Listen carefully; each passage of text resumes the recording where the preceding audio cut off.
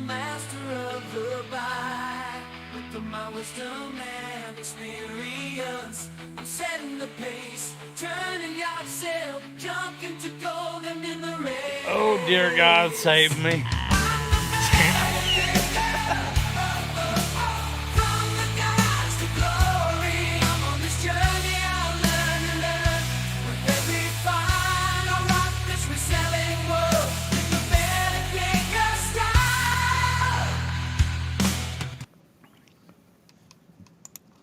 What's up, panel? Good morning. Oh, they can't hear you, Todd. You're in punishment.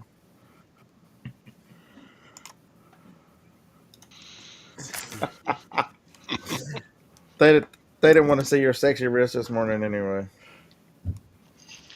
I don't want to get them too worked up this early.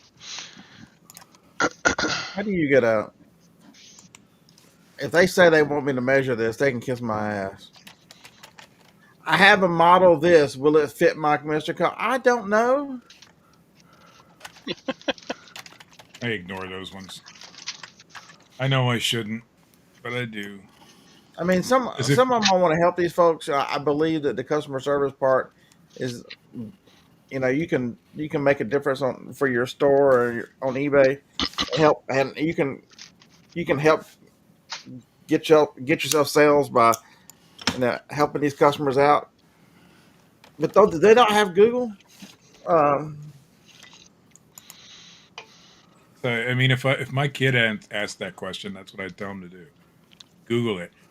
And I don't understand how come us Gen Xers can figure out how to use Google, but these younger kids have no clue. Because we have coddled them as parents and helicoptered them and given them everything and told them how wonderful they were, and nothing they do is wrong, and all the things.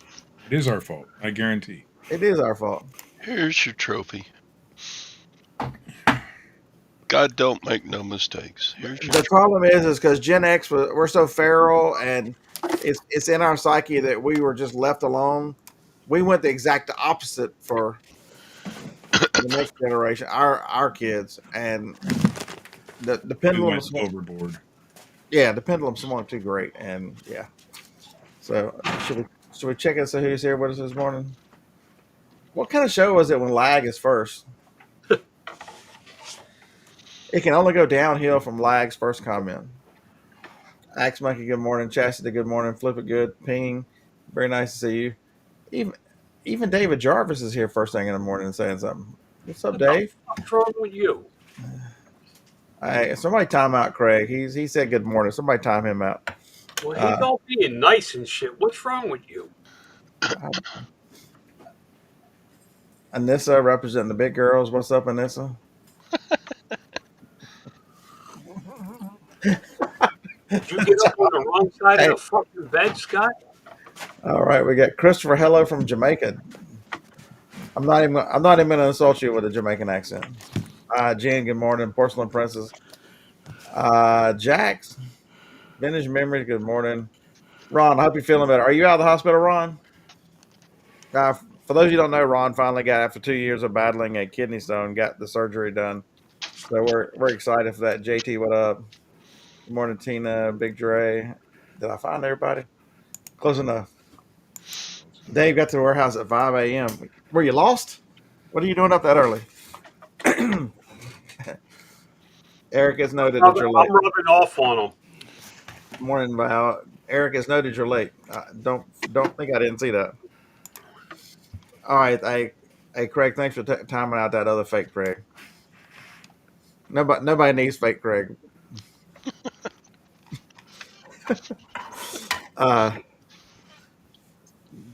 So y'all should keep up a little bit with Craig. He's got an interesting story going. His wife and daughter, they're, a lot of us do reselling, and we reselling is what our passion. They've created a catering company and are doing ready-made meals, and that it's cool to see him talk about that. And not everybody who knows passion is reselling. I know y'all think that that's crazy, but Larry, I didn't realize Arnold got hit.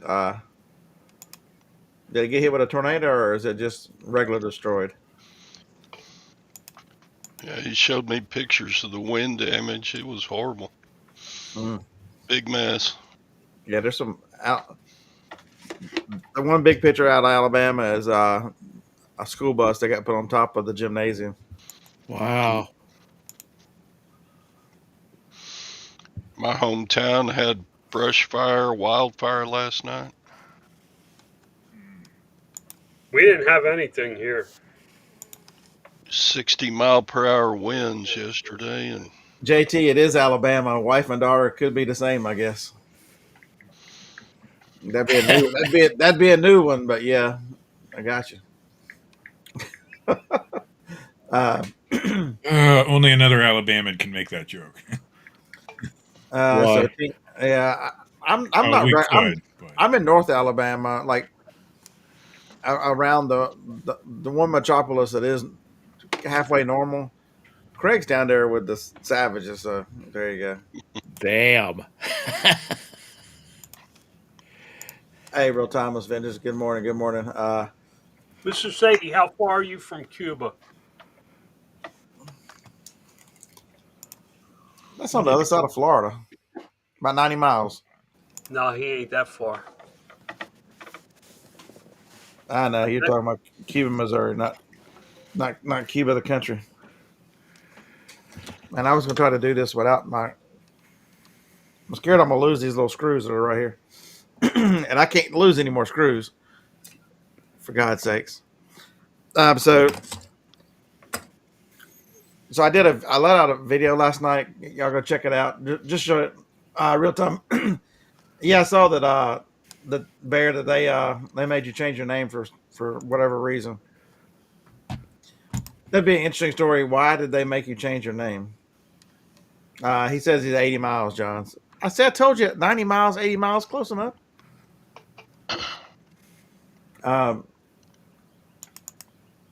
Lost my whole train of. So I did a thrifting video last night, and it was just basically what I picked up and the variety of stuff I picked up. Um, there's a lot of stuff out there, folks. Especially when the thrift store. So I think the video is you'll never believe what was on the door. So I get there. I'm just checking out Monday because they restocked Monday. Well, because I had to run and get a couple items for Johnny before I shipped, and it said St. Patrick's Day 25% off. I'm like 25% off. That's good. If you're wearing green, 50% off. I'm like, oh hell, I got to get all four of them now. They're all 50% off, and most people don't know about it. I did a video yesterday too. Nobody watched it, but I did one. Nobody watching mine either. It's all right. I did watch yours about the 50% off at the flea market. I mean, thrift store. Damn. I'm gonna make y'all watch it to see what I found. It was pretty cool, But and timely too. But it's I just tried to show people there's value in a wide variety of items. The craziest I picked up from a paperweight to a bread machine, for God's sake. Golf bag, and everybody walked by that $15 golf bag, even though it was half off. They had Top Flight clubs in them, and they looked at it and went, "No, it sucks," and went right on by. It's sitting in a $75 Nike bag. Who cares what the clubs are? I wrap the clubs around a tree and then put them in the trash can.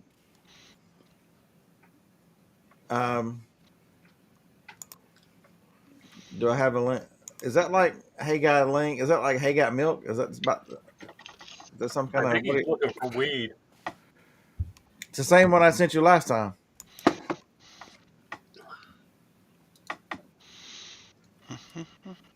Anybody else wants to come in? They're more than welcome. I mean, I picked up sushi plates, lids for Pyrex. Thank you, David. What else did I pick up? My wife does well with those internal part for an Instapot. Most people didn't know what it was, but it's the silver. These things have value, especially when it's It half says price. Instapot right on the outside of it. It does. I mean, yeah.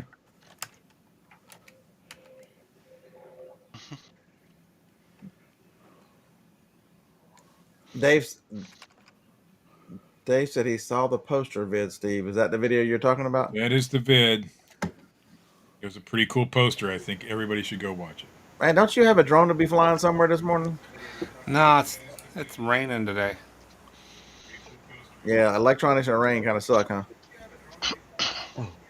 You build a little umbrella to put over it as it goes around? Yeah, there's parachutes for those. Nick, I seen some parachutes yesterday, but it wasn't on CNN. No. Were Freaking they wreck a plane yesterday? no, the freaking astronauts came back.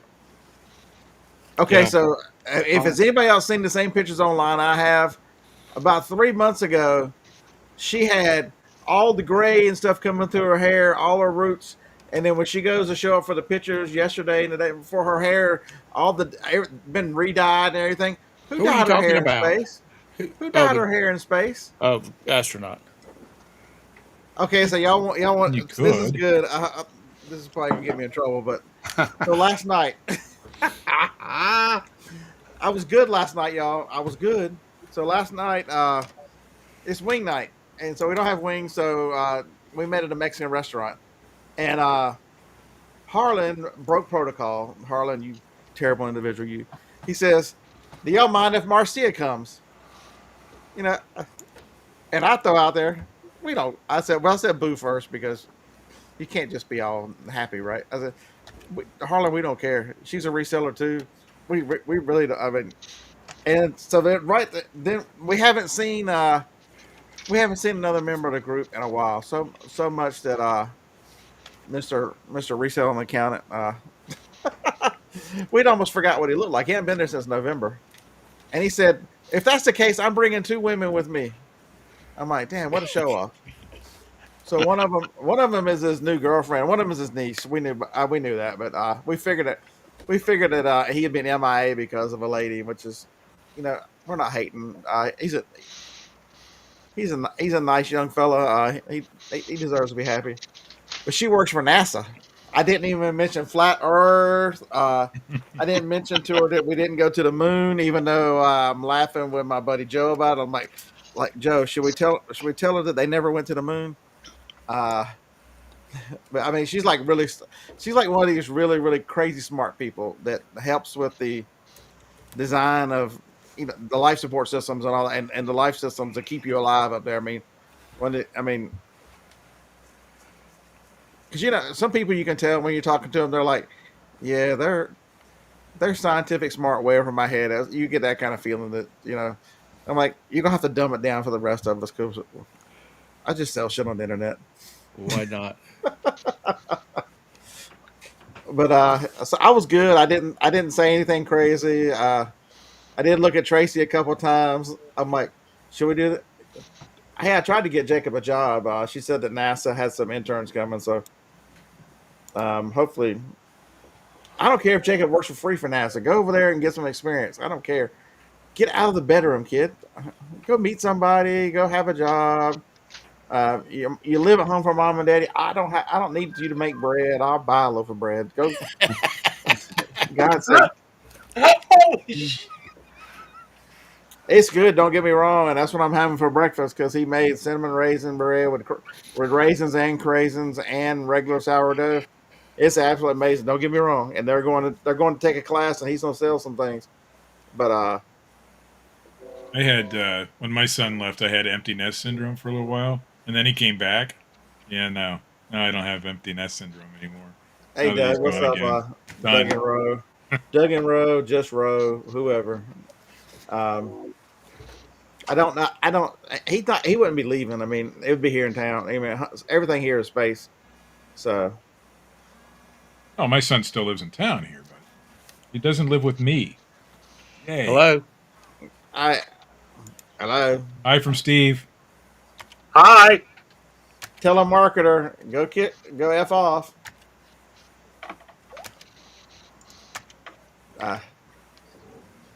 So yeah, you see how Tom just ruins the whole show? What the hell?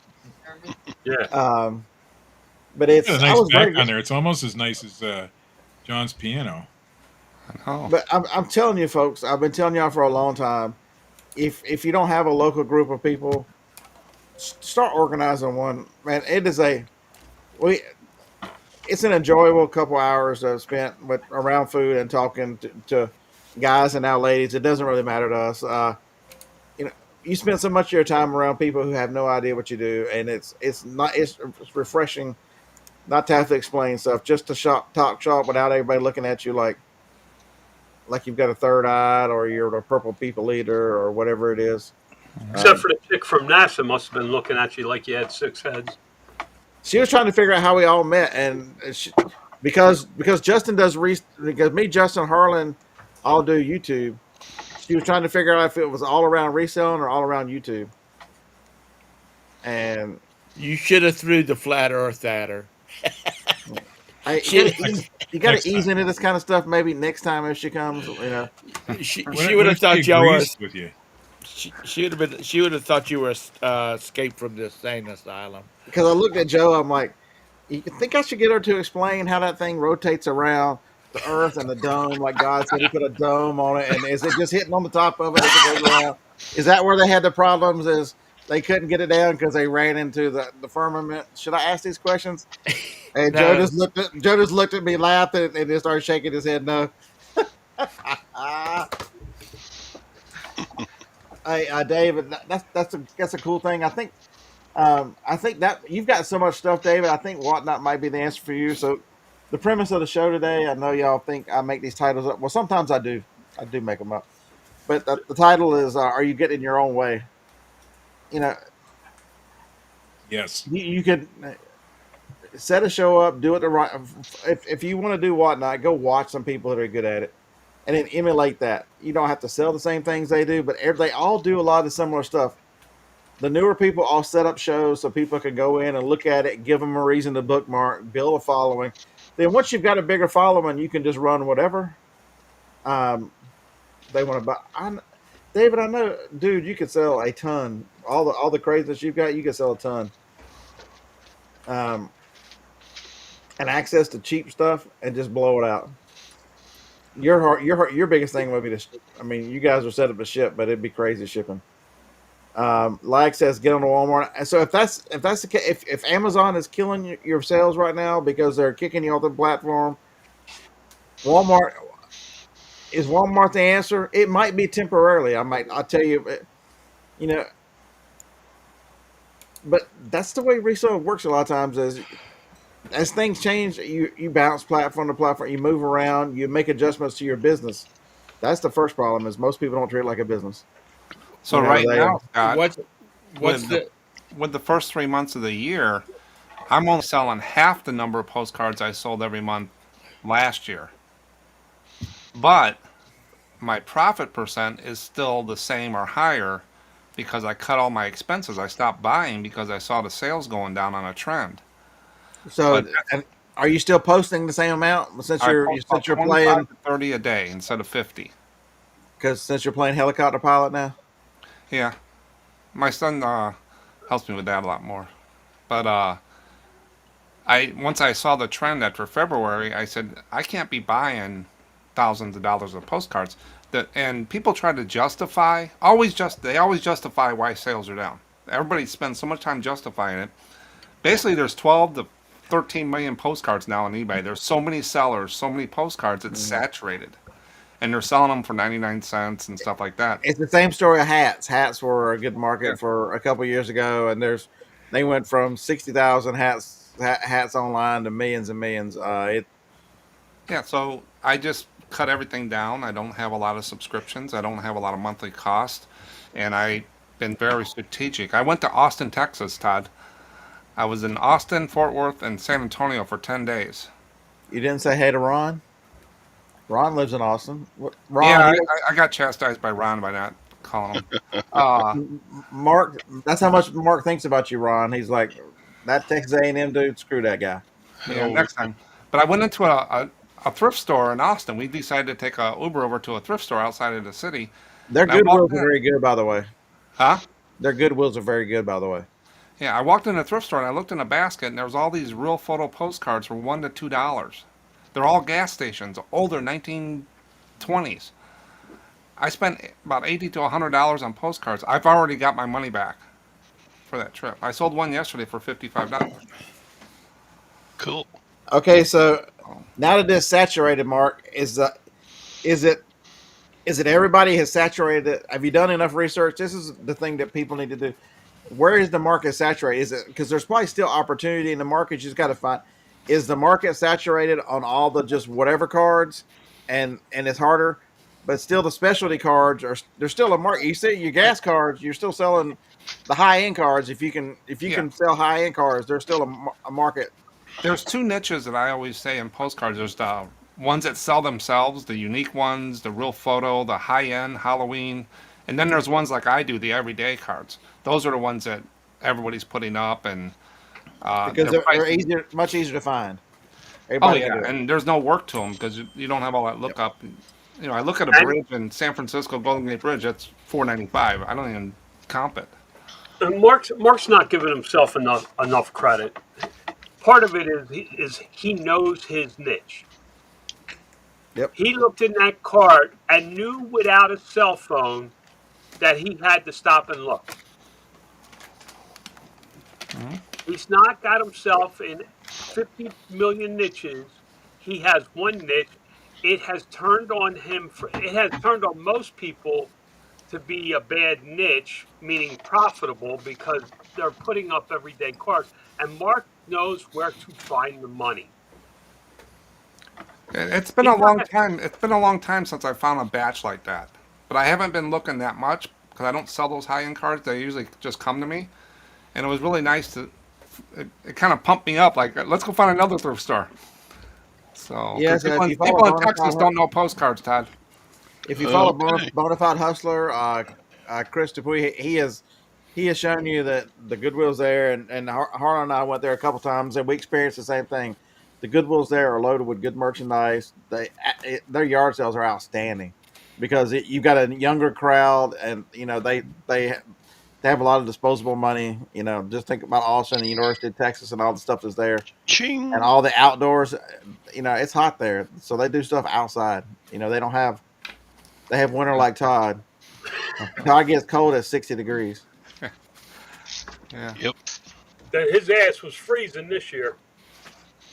Yep. We got it pretty mild. It's 60 degrees here today. You know, I haven't sold postcards in a long time because I hadn't got any that I wanted to list. But when I would go through, like I got 1,500 one time, and I went through and I pulled out the cards.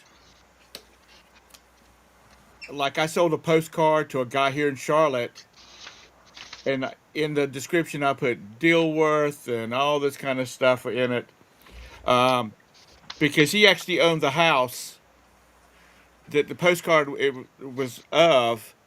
It's in the historic district here, and he doesn't know when it was actually looked like the house in the postcard did. They went from the postcard picture had it as arts and crafts style, and now it's when he bought it, it had white clapboard siding, all that kind of mess on it, and I sold a postcard that was of a guy's house that he did all the pottery and I mean all the tiles in Biltmore, and it's since burnt down, and a lady from Arizona bought it, but I look for stuff like I sold a what's the name of that big golf course up there near Raleigh that they always play the tournament at, Scott? Pinehurst. TV off. Pinehurst. They at some point or another, because the postcard was like hole 8. Yeah, they've redone They that whole redid floor. it. Yeah. They redid it, and this guy, he came to me. He says he messaged me. He said, "I want Is the it- card." He said, "But just so you know that hole doesn't look like that anymore." Yeah, So you know, I try to find something in it that's unusual than just you know. I mean, I must have like 25 of So- not Brook Green Gardens down in Florida. You What the never, Cypress you Gardens. never, you never know why something will sell. Yeah. I might sell this train card because someone knows that place. But there's one little scam on postcards I get every once in a while. Where did you find that card? That's my mom on the back. Can I have that card for $2? I don't even respond. Right. 'Cause I've gotten the same message. But people buy houses and neighborhoods. I don't care what it looked like in 1910. I know what it looked like in 1970 when I grew up. Right. That's what I want to look at, and that's why I stay in this niche at 4.9. I want to be able to sell a card for $5 or 5.50, and I'll sell them every day. Sure, I'll sell the higher end ones, but a lot more questions, a lot more stuff. These I don't spend a lot of time with. Put them in an envelope, put them in the mailbox, they're gone. But the ones that sold the quickest is the ones that I did not think would sell at all, and it was like at funeral homes Oh, and funeral stuff homes! like. I did a video on funeral homes. Those are morbid.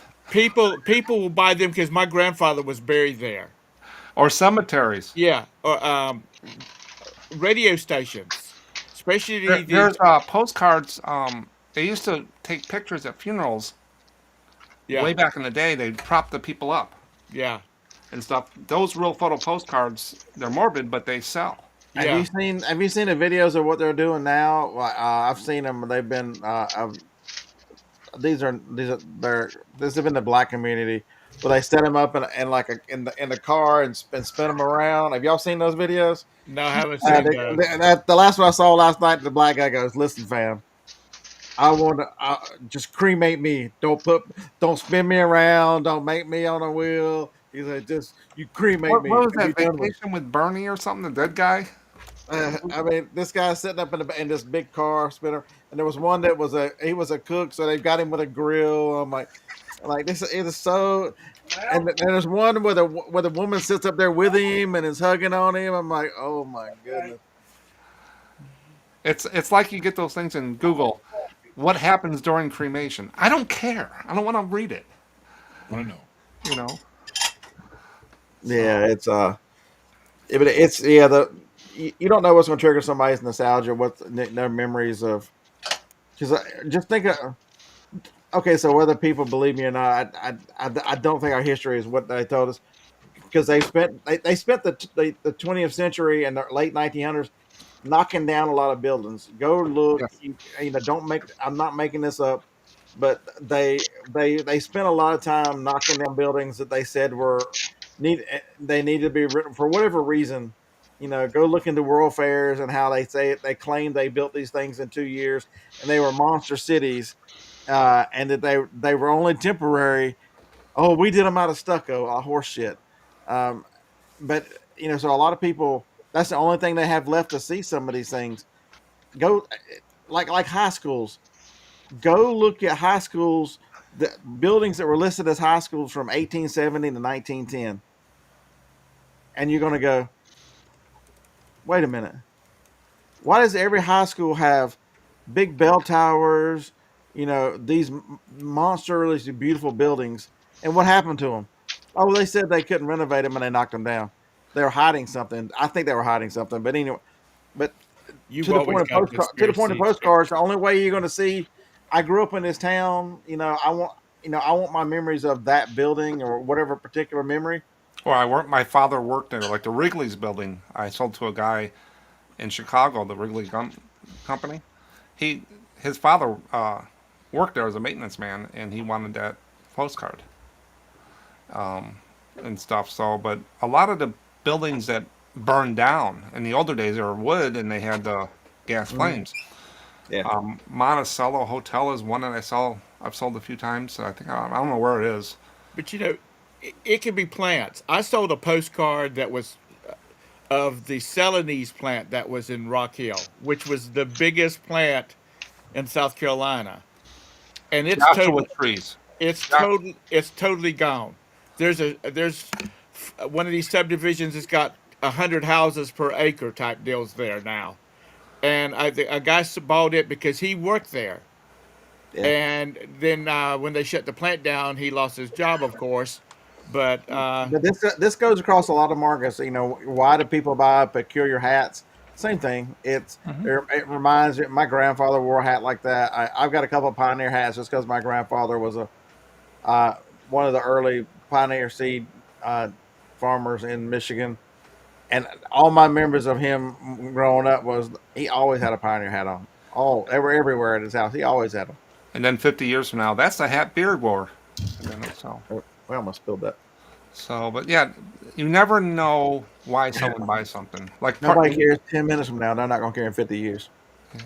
Like you guys parting out the vacuum cleaner. You never know why that part broke. You never think it would sell, but it does. And Yeah, we're such a consumer society on this part of the celestial plane that we've been groomed for the last 30 years. If it's broke, just replace it and so now there's a bigger trend when things you're going to find out why your grandma washed aluminum foil shortly, folks. There is I don't know. I don't know that it's going to get that bad. there is a coming debt tsunami that is going to wipe out, that nobody's talking about, that's going to wipe out.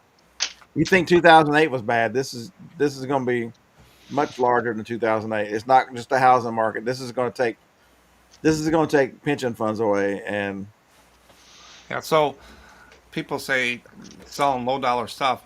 What do you think a percentage of my inventory, my sell through rate of, I got 57,000 cards of them. That's where I'm staying. I'm not getting another store and all this other stuff. I'm just staying at 57,000. What do you think my sell through rate is for my inventory? It's 1.1% for the year. So I sell 1% of that for so far this year. I got cards sitting up there from 2019. So I don't have to turn this inventory because I only paid a penny for that card. So they don't have COVID. Them ones from 2019, if they're pre-COVID. You may want to change your title. Pre-COVID in the pre-COVID card. They have a postcard rubber on them, so that should be fine. They masked up. So we should have all wore condoms and we wouldn't have got COVID. Yeah. So a lot of people don't see, they want to sell it in 60 days, 30 days, start putting sales on. I don't do that. I sell out of every box all the time. Sure, those don't sell as often, but I sell out of everything, and they're just sitting there, and they're paid for. But 1.1%, people are just floored by that, and they said, you got that wrong. I said, okay. Yeah, so Trump's mentioned it twice. The thing I'm talking about, if you want to do any research, the thing that's going to bring down everything is the carried interest loophole. So basically, and from my limited understanding, basically what it is these big equity firms can buy and sell debt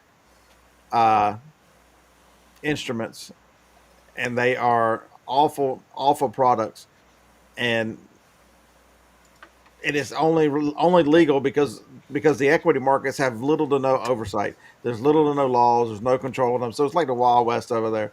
The same people these are the same people that brought down the economy in 2008 with the housing market, because they were doing all the crazy lending on mortgages and selling those terrible securities. This is their next little thing, because they know if they crash the pensions, because they've been selling off all this bad debt to pensions, that the government will bail out, and the American people will not let grandma and grandpa's retirement go away. And so they're counting on that to bail them out. But look into the carried interest loophole. Trump has mentioned it twice in the last 3 weeks. It is a looming debt tsunami that can wipe out an enormous amount of business in this country. Yeah, like my pension, we get all this mail. They have to send stuff to us. Ours has always been fully funded with our company. Well, that's the way that they sell this bad debt. They allow these pensions to say it's worth this in 10 years, and in 10 years it's worth diddly squat. And so they have cooked the books on these pensions and made bad investments with these pensions, buying these bad debt. It's the reason why. Go look into Joann's Fabrics, folks. Joann's Fabric is a perfect example of what these equity firms are doing. Okay, so I told you, what's a good number in the chat and on the panel? You guys tell me. If you've got 1,000 retail establishments and you think you should be successful, how many of those establishments need to make money? What percentage? Out of 100% of your establishments, how many of them need to make money for you to survive? All of them. That's what I was saying too, Todd. All of them. If you've got 1,000, you can support a couple to lower your inventory cost. Probably need I'm going to guess somewhere in the neighborhood of 60 to 70%. Not bad. I would think I would think John's more correct because you would really. Jacob says 80. That's you look at I've got a lot of fast food experience. You know, all the franchises I worked at, I generally worked at the biggest store. I made the most money because I had the highest sales. But there was also a couple. There was always lower. These owners always had smaller stores and smaller areas. They made money or they got by, but they still served a purpose to, you know, keep the brand and fight off competition. There's lots of reasons why you would have. So if I told you that Joann's Fabrics, out of all their stores, 97% of them were profitable, why are they filing bankruptcy and disorganizing and closing the fucking doors? When they've only been bought for 2 or 3 years from these equity firms. 3 years ago, when they were bought, 97% of the stores made money. I didn't stutter. 97% made money. It's probably two things, and I have not looked into it. My guess would be mismanagement. So what they do, John, is they come in and they sell off the assets, including the land, the building, and everything sets off. And now they rape the company of all of its value, and then once they do that, they refinance themselves back out of it, and so they saddle these companies with monster debt that they can't service. Excessive debt is Red was Lobster, my second too. thing. Mismanagement and excessive debt are the two things that'll kill a business. But you know, like a Joann's Fabric is a perfect example of what is coming. They have this that's going to just come. Look at all the things. Look at what BlackRock and all these evil players look like they own. They own your orthodontist. They own your doctor. They own your ER. They own so much of the fabric of society. There's no way that the government they're going to bail them out. I mean, right now that tsunami is estimated at $4 trillion. Remember, it was only 2.6 trillion that put us in a recession in 2008. Y'all need to watch The Big Short. It's a movie about the housing collapse. I think it's streaming on Amazon Prime right now. You ought to watch that. Do you think Amazon is playing into this? No, I think you're 100% right. That's why they're getting rid of the smaller sellers, worried about debt hurting their supply chain. No, I'm gonna go full conspiracy to bring this all around on you, John. I think you're 100% right. I think Amazon is trying to position themselves to where they're only dealing with brands and they're streamlining their operations to make it easier because they are preparing for the fact that they are about to destroy all these small businesses and all this local stuff. And the only place you're going to be able to get a lot of shit is going to be Amazon. It's going to be a Walmart and a few smaller retailers that survived because local people go, I love that guy selling because he is my neighbor. I'm going to buy. But so many of these Joann's Fabrics and all these stores of that type are going to be gone. And all that consolidation is going to come to an online market. And Amazon is going to be there standing going, we represent all the brands. Everything you wanted, we'll have it to you in 2 days. We've built up this distribution center. Everybody knows who we are. Just come buy from us. You're buying from the brand, delivered by Amazon. Because remember, how many times does John say they just want to be a delivery apparatus? John has told you that for years. So if you've now got all the brands aligned with the biggest delivery system that the government built for them, don't forget Amazon and all their warehouses and all their infrastructure is government built, folks. This is not Jeff Bezos gets some credit for being some kind of fucking genius. The same thing as Mark Zuckerberg gets to be a genius for creating Facebook. Go look at the CIA and all the crazy shit and the money the government put in to build Facebook, and you'll go, makes a lot of sense that they got all our data. And if you want to see the Facebook side of it, go watch one of the last Bourne movies, where the CIA guy is controlling the almost Facebook, and they're going to have him killed because he won't do what they say. But That's John, I mean, it's just a coming around, John, of where it's going to line up with what you said with all these major distribution is Amazon, and all these specialty stores and all these regular stores are going to be gone, and so everything is going to come. You know, you're gonna have Walmart, some big other big players, a Target, there, but and they're even even Amazon is pushing heavy into drugs. They're farm. You get advertising every time you go on there about let us send us your medicine. Um, Your medicine. like I, Rod, like I'm gonna disagree with you that I don't think Amazon's doing themselves in. Oh, Amazon is they're going to become a Sears or a Target where all they're doing is flipping manufacturer's product. I think people are too into sitting down at their computer, ordering stuff, and it getting to them. They don't care where it comes from. They just want the product they ordered by the manufacturer they ordered, and they want it shipped. They want to get it. That's all they So care about. hey Scott and guys, I'll show you exactly how this affect me. All this political stuff going on. This was before the election started. This was in the House and the Senate. This little drone right here. yep.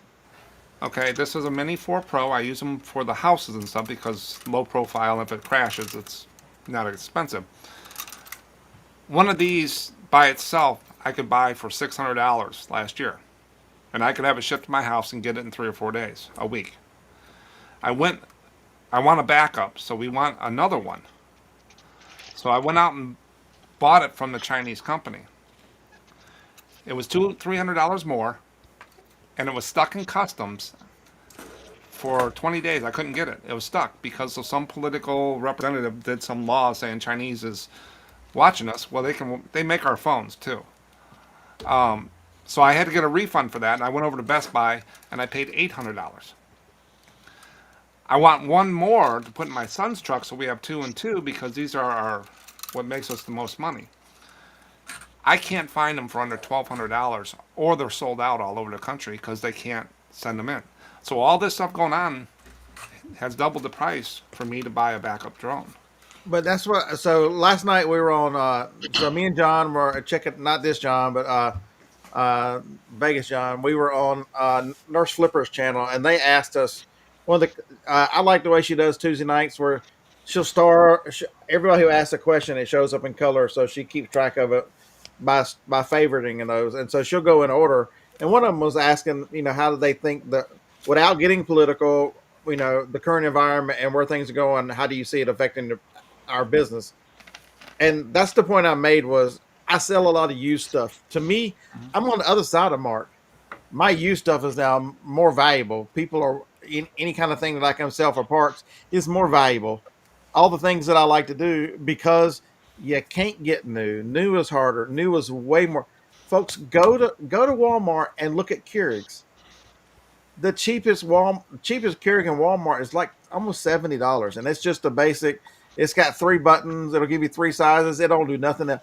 If you like the one I told you in my van in the video last night that's got the coffee pot on it, there's a reason I can get $85, $90 for it used because that machine is $150 in Walmart. They carry that machine right now. And you can buy them on Old People's Day for $2.99 at Goodwill all day long. And at $2.99, if it lasts me a couple of months, I'll take the pieces off of it that can be sold and sell them and go back to Goodwill and buy me another one. That carafe on it is worth $25. Yeah. So this week, we're getting into mapping and more enterprise commercial stuff. I have a $7,000-8,000 drone coming in the next couple days. Pardon me? I have a $7,000 to $8,000 drone. Oh, $7,000 or $8,000. It depends on when I get the batteries. Okay, I thought you said $78,000. No. Not yet. So say I got a $7,000 drone coming. I could not buy that from where I could get the cheapest price because of all this stuff. I bought it from a company in New York, and it'll be here probably tomorrow, 3 days. And it cost me more money because I couldn't get it from the cheaper seller that I got it before, a couple $1,000. And there's a misnomer out there, folks. Don't believe the lies you hear. Don't believe the media spin. You know, Mark, it is not more expensive because Trump has put tariffs on China. Folks, these are reactionary tariffs. You don't understand what has been done in the name of these equity firms and these several what they've done to rob this country. You make it where it's harder for get our goods in there, and so they're propping up their own goods. And we want it to be free. We don't want to have Canada is a great example. Our great, wonderful friends up north, our great, the 51st state. They're trying to prop up their dairy industry because they have too many cows. They have too many dairy farmers. And so their government buys about half of their dairy and pours the milk down the drain. And so how do they keep don't worry, the US government does the same thing with the American Dairy Association. They prop up our dairy because nobody wants to tell them we've got too many damn dairies. But so what is Canada's answer to keep you from? They require it in a bag. There's a reason why Canada you get milk in a bag. They require it in a bag because it's different. It's a step that American manufacturers have to do and producers have to. They also put a 290% tariff on dairy. Anybody in Canada bitching about that oh my God, Trump is going to put 25%. Wait a minute. We've been charging the US 290. There's a huge list of stuff because. And wait a minute. What were tariffs the other way? There were hardly none. What do you mean? What do you mean? It was. We should be able to do it for. So it's these other countries, and the reason they do this is because they want their currency to be less valuable and deflate their currency against a dollar, because it means that they can do a lot more lower wages. When they convert, they get much better.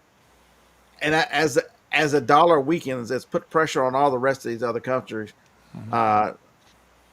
It's if you start reading and the financial mess we're in, and listen, you got to do it like this. You got to understand what the mouthpieces around Washington are saying, and then go listen to economists, and then you got to kind of read somewhere in the middle.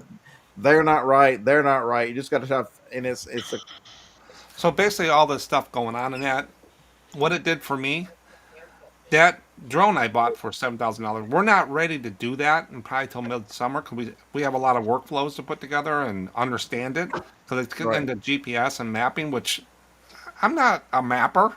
I bet the insurance to crash that one ain't very cheap. When I bought it, I have the free repairs and all that in there. But this thing will do everything and have centimeter thing. But I'm not a surveyor either, so we gotta get involved with it. But the reason I bought it now is I can't find the little ones, let alone the big ones. Yeah. So it made me make a quicker decision and it's all paid for. But it wasn't in the plans to do it now. But I would argue with you, Mark, that postcards are if you look at how your postcards have happened, and I would think there's more people wanting to do the real estate stuff. And you at some point in the near future, when people are looking for things to do and as they're looking for other jobs, they go, well, that's just one class and I can start doing this. How many people are going to take the next step and do the next drum? You know what I mean? I think you're future proof in that business by offering services that most people are not going to go learn how to do to begin with. They'll do I can fly over the house and take pictures and get my 157 and do all those things. But how many of them are going to go $8,000 now, $12,000 for this drone? And I don't know how to map it. I think you're smart to position yourself where you have such specialty and expertise that people will seek you out for your services. So with the thing, AI is the same way, though. yeah, so we're working on a couple things. We got the real estate. We worked with insurance companies last year, and we did like 60 jobs, and we did 8 during the winter. Just in between the snowstorm, they needed done. But the problem was we didn't have a workflow, and they were running us all over. It wasn't them; it's just how the claims or their requests came in. And we finally said, I'm taking control of the scheduling so I can bunch them up in the areas. But the problem with that, Scott, is now I'm not driving a half hour between, so my batteries aren't charging. So I needed to buy more batteries. So $65 to $200 is what these batteries cost. And so now my son has 6. I have So 5. how do you charge the batteries en route? I have a battery bank in my truck. So you are using like one of one of the AP, one of the bigger ones that like DJI 500. yeah, more something that's got more power than just your Yeah. car because you Yeah, the car would not. It'll yeah. charge my phone, but it would take forever. I actually ran it down to 7% one day. We did 6 jobs in one day, and That's got to be scary trying to get it back. yeah, and Please then come back. so he has one and I have one, and then we also have a camping generator, a small 4-cycle. That, Right. So they sent us on a job that's, you know, the new drone will fly for 40 minutes on one battery, but you don't want to. You're going to be 20% by the time you want to get it back. Right. So if we're doing a pipeline or whatever's down the road, it's really open. But we're also working. We got that under control. I got the shot list now. Jill wanted this. Bob wanted this, and I said, no, no, no. You got to tell me what you want. So now we go out. He gets out and flies. I get out and we do some ground stuff, and we're done in 20 minutes with a site. Where before we were taking way too many stuff, and so we got that under control. Now we're moving into the more higher paying stuff. But just think, if I can get 2 accounts, which I haven't one coming this summer, 3 to 4 days a week for our construction company throughout the Midwest. I'm going to be out 3 or 4 days a week. They're paving and stuff.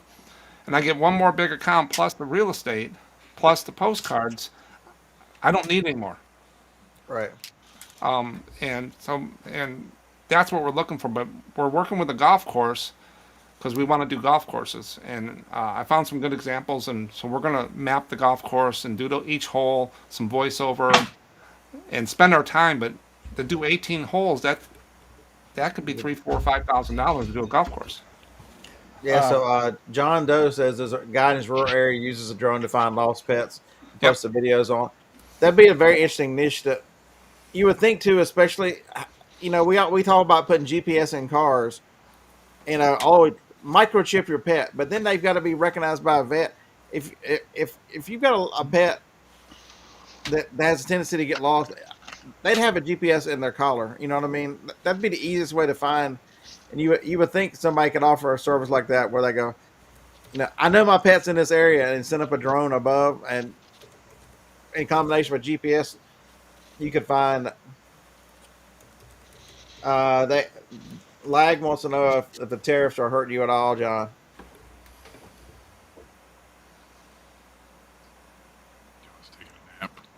Oh, he's muted. I was waiting for everybody to be done because I was going to bring up tariffs.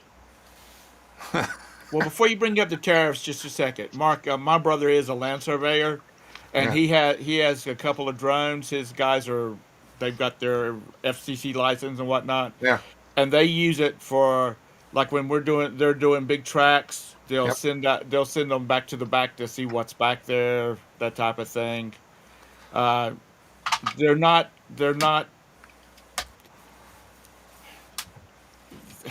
calibrated to do really tight, work.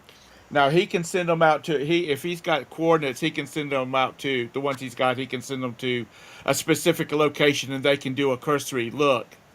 But he says it saves a lot of time walking and a lot of time looking. So we're not surveyors. I don't even, when people want me to do a property, I don't even put boundary lines on there because I'm not a surveyor. Right. Yeah. And I'm not responsible for what they interpretation. But the drone I'm getting has RTK, Right. so it'll be better for the metadata and the photos. But we'll do ortho mosaic maps, 3D maps. There's services with the pictures we do, but there's so many. The possibilities I found is just crazy, and just think about it. People say drones don't have a lot to do with reselling. I'm selling a service, but I don't have to go out and find stuff. I just got to find the jobs. I got to put a capital out for the equipment, and then the gas and stuff drive around. I checked it for 1 month. It's about 20% is my overhead for doing a month's worth, and eBay fees are 15 to 20%. But I don't have any inventory to keep. I don't have to turn it. All of it's paid for, so I don't have a loan. I don't have debt. So in the winter, January, February, March, we didn't have a lot, so we know we're going to have downtime.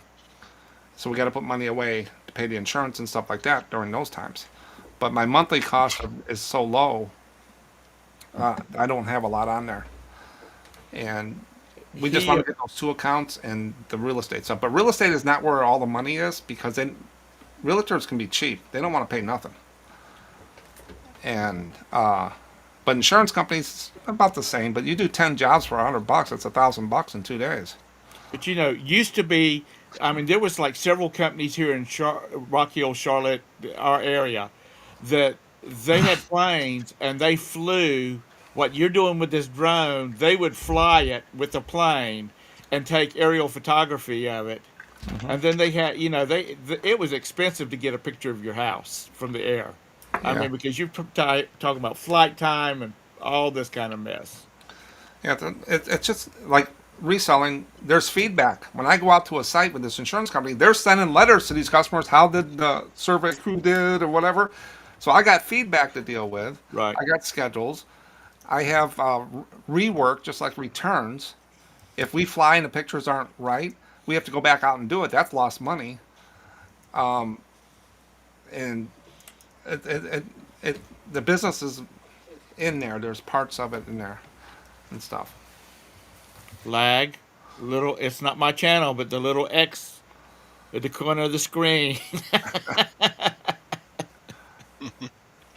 Oh, But it's interesting. Am I going to get rich off all this stuff? No, it's going to be me to get out of the house, be time with my son. He learns a skill that he can keep carrying on and take over. When I get older, I'm just going to drive him to the site. I told him. How old is he now? 34. Oh. 35. Oh, he's not a kid. And see, I'm 60 years old, and everybody says, "Well, you're too old to do this." You're I 60 don't years feel- old? I'm 60 years old. I thought you were in your 40s. No, thank you. So, Damn, you're old. and so people say, "Why are you doing this? You only got 5 years to go before you're going to die." I said, "I could die tomorrow." 5 years before you died. My dad was 89 years old. My father-in-law is 85, and he still resells at a flea market once in a while, and he's cleaning out houses and doing all that stuff. I think it's people that give up. I just can't. They think just because they're retired, all they're supposed to do is sit at home Yeah. and wait to die. I don't think that's the way to go. Yeah, I've been retired for 6 years now, and I just said I gotta go find something new to do. So, and postcards are easy to do. I spend maybe hour or two a day. That's about it on the postcards anymore because they just sell. Damn, you're old and you work hard. Yeah. It's fun and reselling I like and stuff, but I don't want to get into what I did before with storage units and stuff like that. That I don't need that right now. But if I needed it, I could turn that back on and be ramped back up in 6 to 8 months. But I don't want to do that anymore. Like one of these days, Todd and I are going to pool our money and we're going to send some guys to find you. Well, we got a general location, so I'm talking about the good guys. Yeah. They'll come driving up in an blacked out SUV, wearing black suits, white shirts, and talking into their sleeve.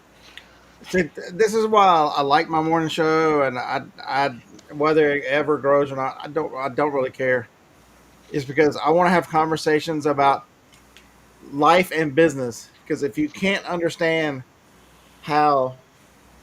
looking at how Mark's business changes and talk about businesses and talking about how things work in the real world, you're never going to figure out running your own business. And it's so many people are so. You want us to talk about shipping?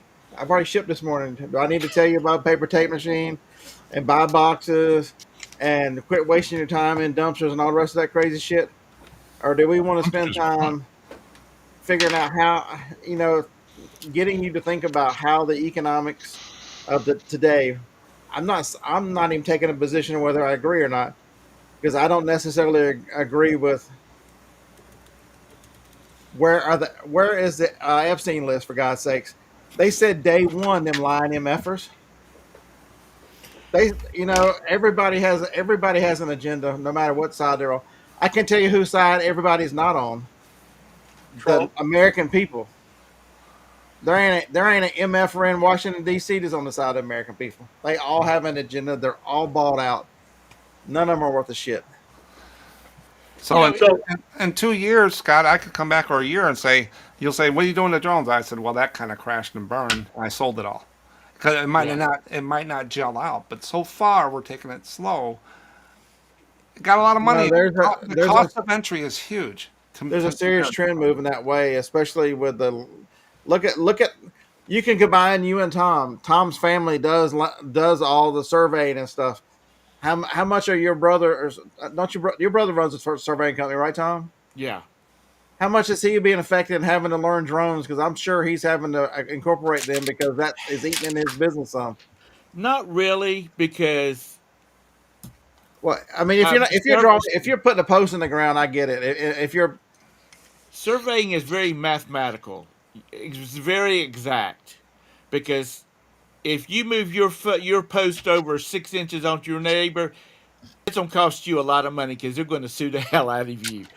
So it's an entirely different thing. Now he is using it as part of his business. right, Like some of the people that he's done work for before, especially in construction, Mark, they will call him and say, "Hey man, you got a drone, don't you?" And he'll like, "Yeah." Well, how about go over to such and such a property and fly it and send us the video? They just want to see what the hell's going on out there So because they're that's called construction progress.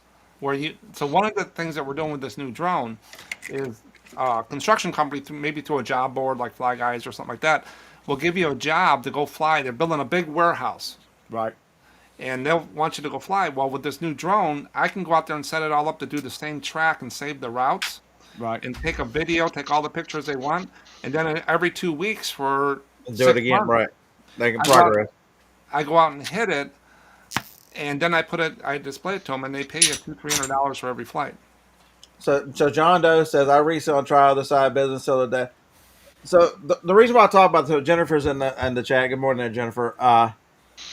So I've been telling y'all we're probably gonna go live tonight. So and just talk about what we're gonna sell. Both of us are going to do whatnot starting tomorrow.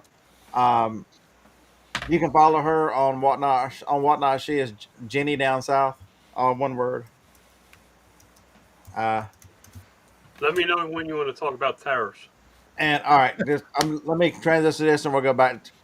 Uh, we, I've looked at how everything.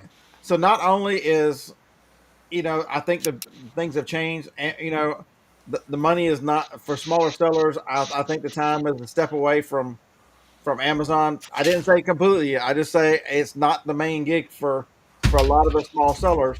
And so, how do you replace that income? eBay is not consistent enough. I've been working it for the last 6 to 8 months. It's one day eBay is wonderful, the next day it's like they have turned the faucet off. So how do you level it up? I didn't say walk away from eBay. I didn't say eBay was bad. I'm just saying it is the state of eBay. And so if you've got a little here and a little there, look at other platforms. You guys have watched me long enough. My inventory system sucks. It's fun to watch, though. But y'all know I can ship like a madman. I can talk to a computer. I can find good stuff, and I can find lots of good stuff. So wait a minute, what if there was a platform out there, whether it's District or whatnot or whoever? If I did live selling, where I could talk about things, I could do what I love to do and find more stuff, and then I can sell it immediately and didn't have to store it, and I'm good at shipping it. Wait a minute, why has this dumbass not tried this already? You did. And I did a couple times, and for whatever reason, I wasn't ready to see the picture. And I think a lot of people are the same way. You're not until things change. You're very comfortable and think until things change. And This is why brands didn't go to Amazon 2 years ago, and they're going now. Yeah, we had the same conversation earlier. Yeah. Yeah. So with what I'm doing now, Scott, this is different, totally different for me. Totally different. I mean, just uncomfortable as hell most of the time. When you go to fly that $3,000, $7,000 drone and let it do its own thing, you got a knot in your stomach. But when I was down the end of December till now, the weather, postcards were selling. So I had money coming in and stuff like that. And then we'll work hard spring, summer, and fall. Are you sure it's not that you just rolled up with that badass drone that your balls dragging the ground? It's hurting because you're the big man with the big drone. We got the drone dance. So all right, John. So tell us about tariffs. Uh-oh. Let me turn it down. Here's the thing with tariffs. Because they are constantly changing, nobody can make an adjustment to it. Yep. All right. I told my brother, ship as much as you can into Canada because there's tariffs coming in April. Well, between the time I told him that and the time I started doing research, I found out that Canada put their tariffs in effect on March 13th of 2025. It is a 25% tariff on approximately 29.8 billion in products imported from the United States. So now for me to ship into Canada, I have to take each single international number, which is I believe it's a 11-digit code, and enter it into the Canadian government's website to find out if I have a tariff or not. If I have a tariff of 25%, I then have to figure out what my price has to be up there and if it even makes sense. Mm-hmm. At the beginning of this year, when Trump was going in, I expected Canada to go from, I got to look at the number again. I have it. $297,000 in Canada last year. I was planning on going to $1 million this year. With these changes on both sides of the border, the cost of me trying to figure all this out is not worth it. I've actually said, okay, I'm not doing Canada anymore. I'm only going to pull my top 6 or 7 sellers and see if they're in there. And if they're not in there, I'll send them up. If they're in there, I'll say, okay, hold off on Canada. And I'll have to look at the numbers. The tariffs are not, they're not in effect yet to a point where it's affecting our economy. Right. The price increases you see are people preparing for what they believe the tariffs are going to be in the future. So, John, I got a question for you. So, if you're selling a certain widget, and it goes to Canada, and it's got a 25% upcharge. So, say you're selling for $1, you're going to sell for $1 or 25. Everybody that sells that widget in Canada has the same level playing field, right? Or do people have stockpiles of that in there? If it's in Canada already, yes. Okay. There's no increase in tariff. If they're going to ship it to Canada by truck, there's a 25%. So those will be higher than the ones already there. If you ship from here to Canada, the product to the customer, I believe the tariff is not in effect up to a certain dollar value. And then you have to weigh out cost of shipping versus tariff. And it's not going to be, this is not okay, I can figure it out in 2 hours. Yeah. Is this stuff manufactured? It's going to take some real due diligence to figure out. Is your stuff manufactured in the U.S.? Final manufacturing is the U.S. for 96% of my product. Now, what would happen if you took some of your product that you think's a big seller up there and had it manufactured in China and shipped directly into Canada? You can't do that. Why not? Because you don't listen to John enough to realize the strength of his business is he has a relationship with the manufacturer. He'll go to this manufacturer and have lunch or talk to him multiple times a week. Why would he sell out his main person for a temporary gain when he's got a long-term relationship with a guy who has built a monster warehouse for John to sell tons of his shit? How much Am stuff I right? do you, Am I right, John? I'm right. There you go. I can see that, but how much stuff do you actually sell to Canada? 297,000. He just told you. Yeah, but 297,000 is not a lot of money. Out of 5 million, now he's decided that. It's the same thing why he got rid of eBay. It's not worth that cut. I I mean, cut eBay at 50,000. My sales last year on eBay were 50 grand, and I shut it down January 1st.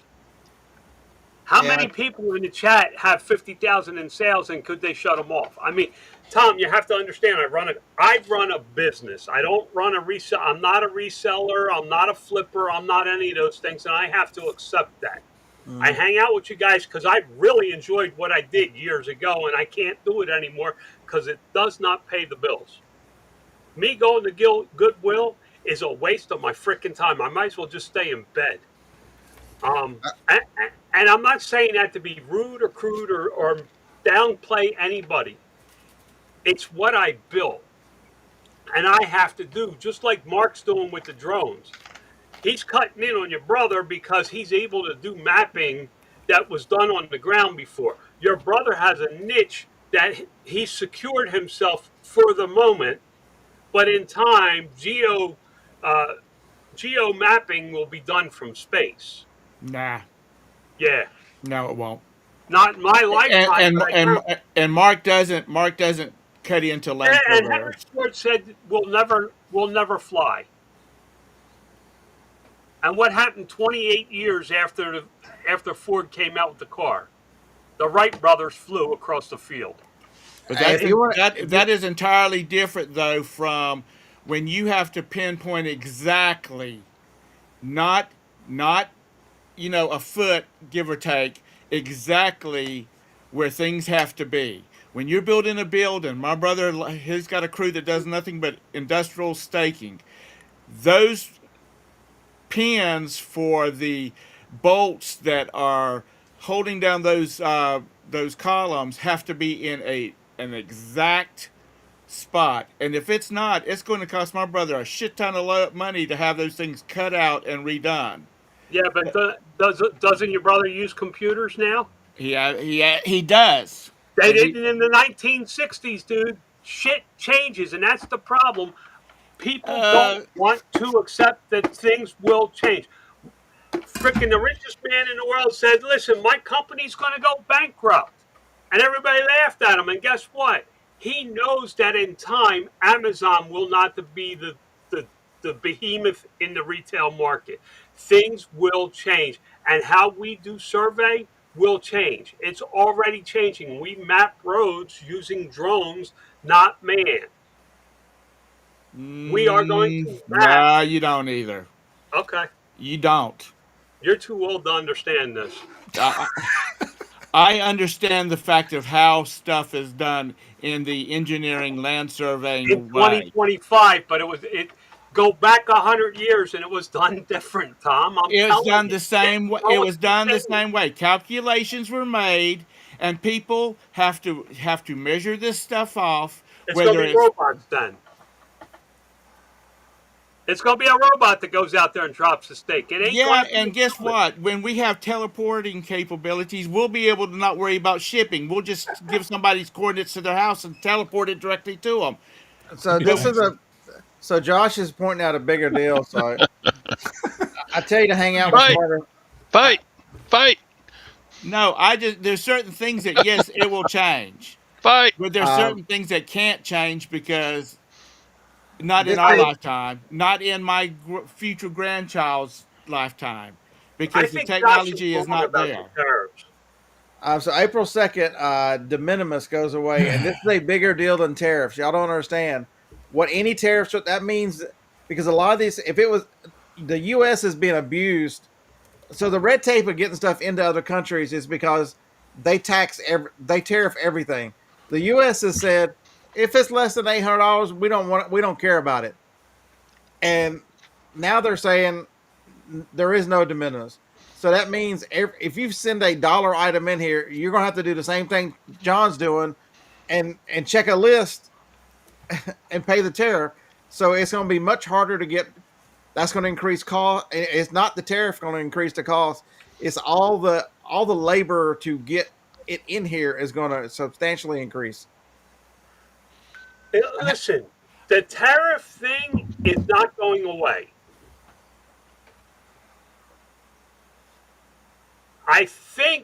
I think what if I was Trump and I'm not.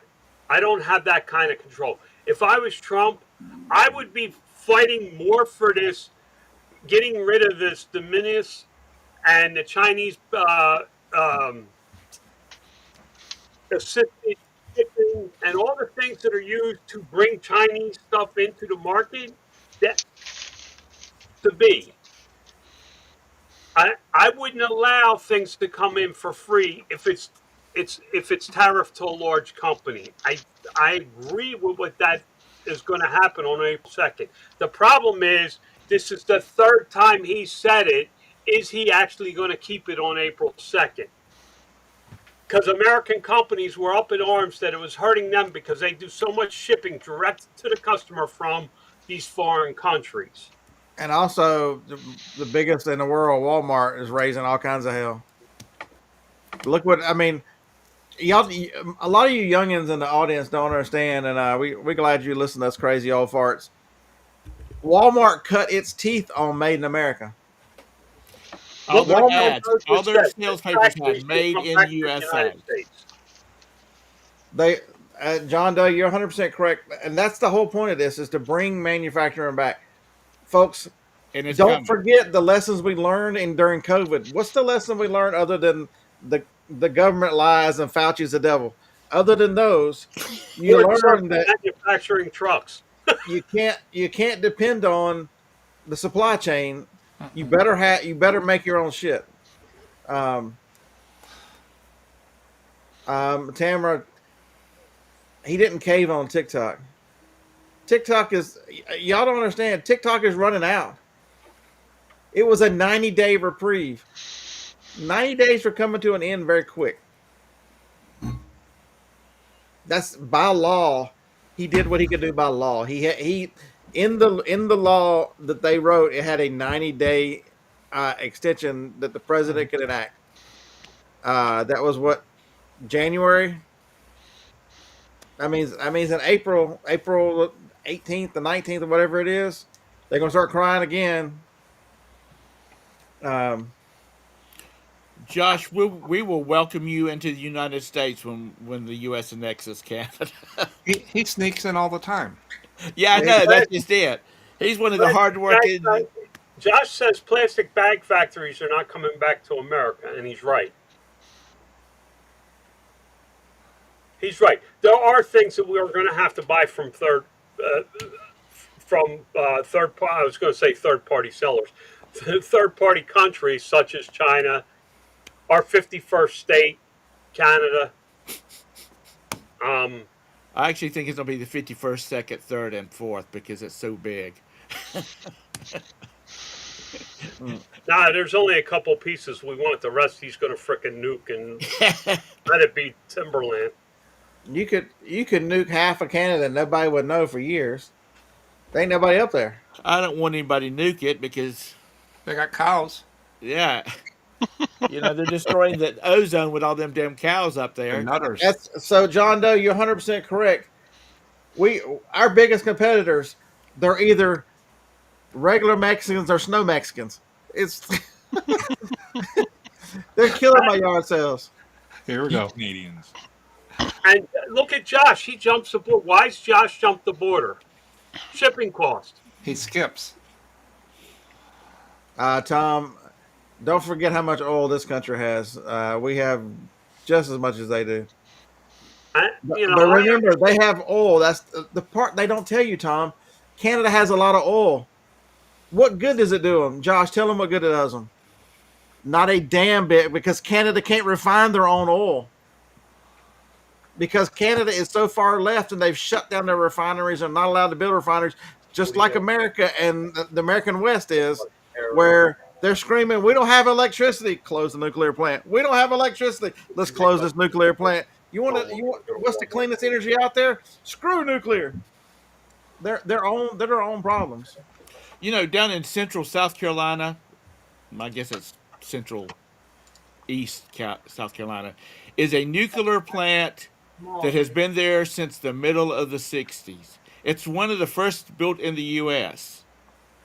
And majority of the people driving from Charlotte to Myrtle Beach did not even know it was there.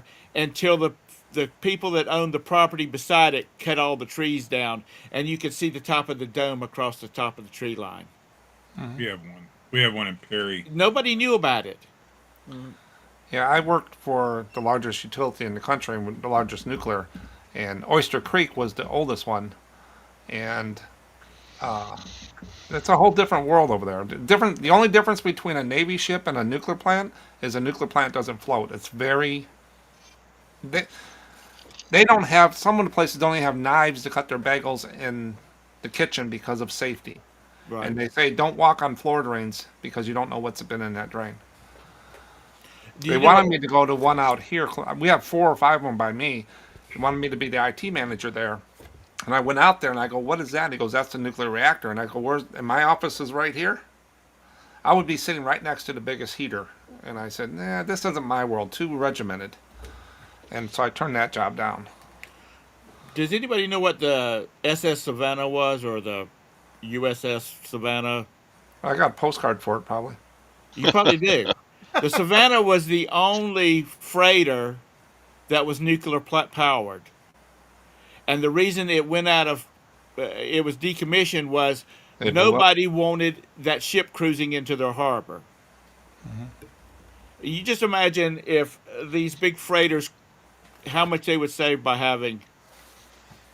The amount of fuel they burn is insane. Yeah, if it was nuclear powered. And they said this thing was safer.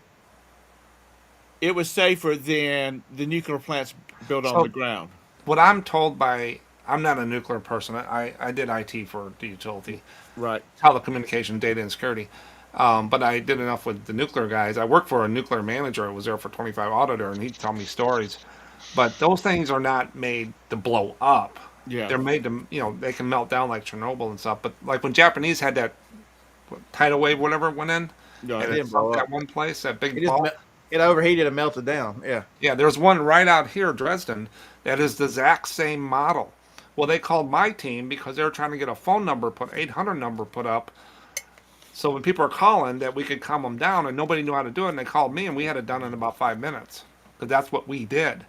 I think that number's still there. If you call that 800 number, it would tell you about the reactor at Dresden and stuff, and it's still running. It's an enclosed one. It's all enclosed on there. I'm out of here. I gotta go to breakfast Joy, John. and go buy stuff to go on my cruise. Now, did you know nuclear plants, if they lose power, You need more flowery shirts, John. I want to see pictures of you in flower shirts. Just my so ass. I used to monitor Sure. the nuclear plants, and if they lose power, they don't use their own power. They have to buy it from the utility that delivers it. So they would call my team, and we'd get all that stuff up there. And then they generate. There's generation, delivery, and selling. There's 3 different parts of the utility. And But I'm the problem is, John, is it's not coming back. Nobody's going to assemble Barbie dolls for 90 cents a day. But that is the power that the tariffs bring to levelize this stuff out, because the middle class of the United States of America is being used to finance the upgrade of the world. We are the ones on the back of the American average American are the ones based on our dollar and our work and our crazy work ethic. Go over to European Union and tell them how much we work, and they're going to laugh at you. The way their weeks are, and the way their overtime pays are, and the way it's like they work part-time jobs, for God's sakes. It's the way we've been conditioned. But so the reason why they can work for so little is because their currency is so devalued against the U.S. dollar, and they keep it that way and falsely in order to keep that cost down, to keep their manufacturing. The more tariffs come in, the more the playing field is leveled, the more attractive the American everything becomes against everything else. another thing that affects at my level, Scott, is me and my son go out flying. We want to stop for lunch. We usually stop at this little Greek restaurant. 2 sandwiches, something to drink, and tip $35, $30. When I had my restaurant, I worked in a restaurant also, Scott. We didn't sell 2 lunches for $15 a piece. We sold them for like $7 a piece. Dude, I don't eat. I'm telling you, the last time when I ate Whataburger and the combo was $14, that was the last fast food. If I'm out and about doing stuff, and it happens very infrequently, I'm eating a $5 bag from Wendy's. The hell with it. I'm not, You don't need hours and hours of training or a degree to wash dishes. Why are they paying these people? dude. I've taught some of the stupidest people in the world how to do fast food. Yeah, They Like, they couldn't spell their own name. You mean there's hope for me? a little. I mean, like they were nice people, but damn, they were dumb. I don't want to freak you out, but I remember when a cheeseburger from McDonald's was 25 cents. Damn, you're I old. remember 29 cents or something like that. But you know what? But when did it, Josh? When did it become our responsibility to take care of everybody else?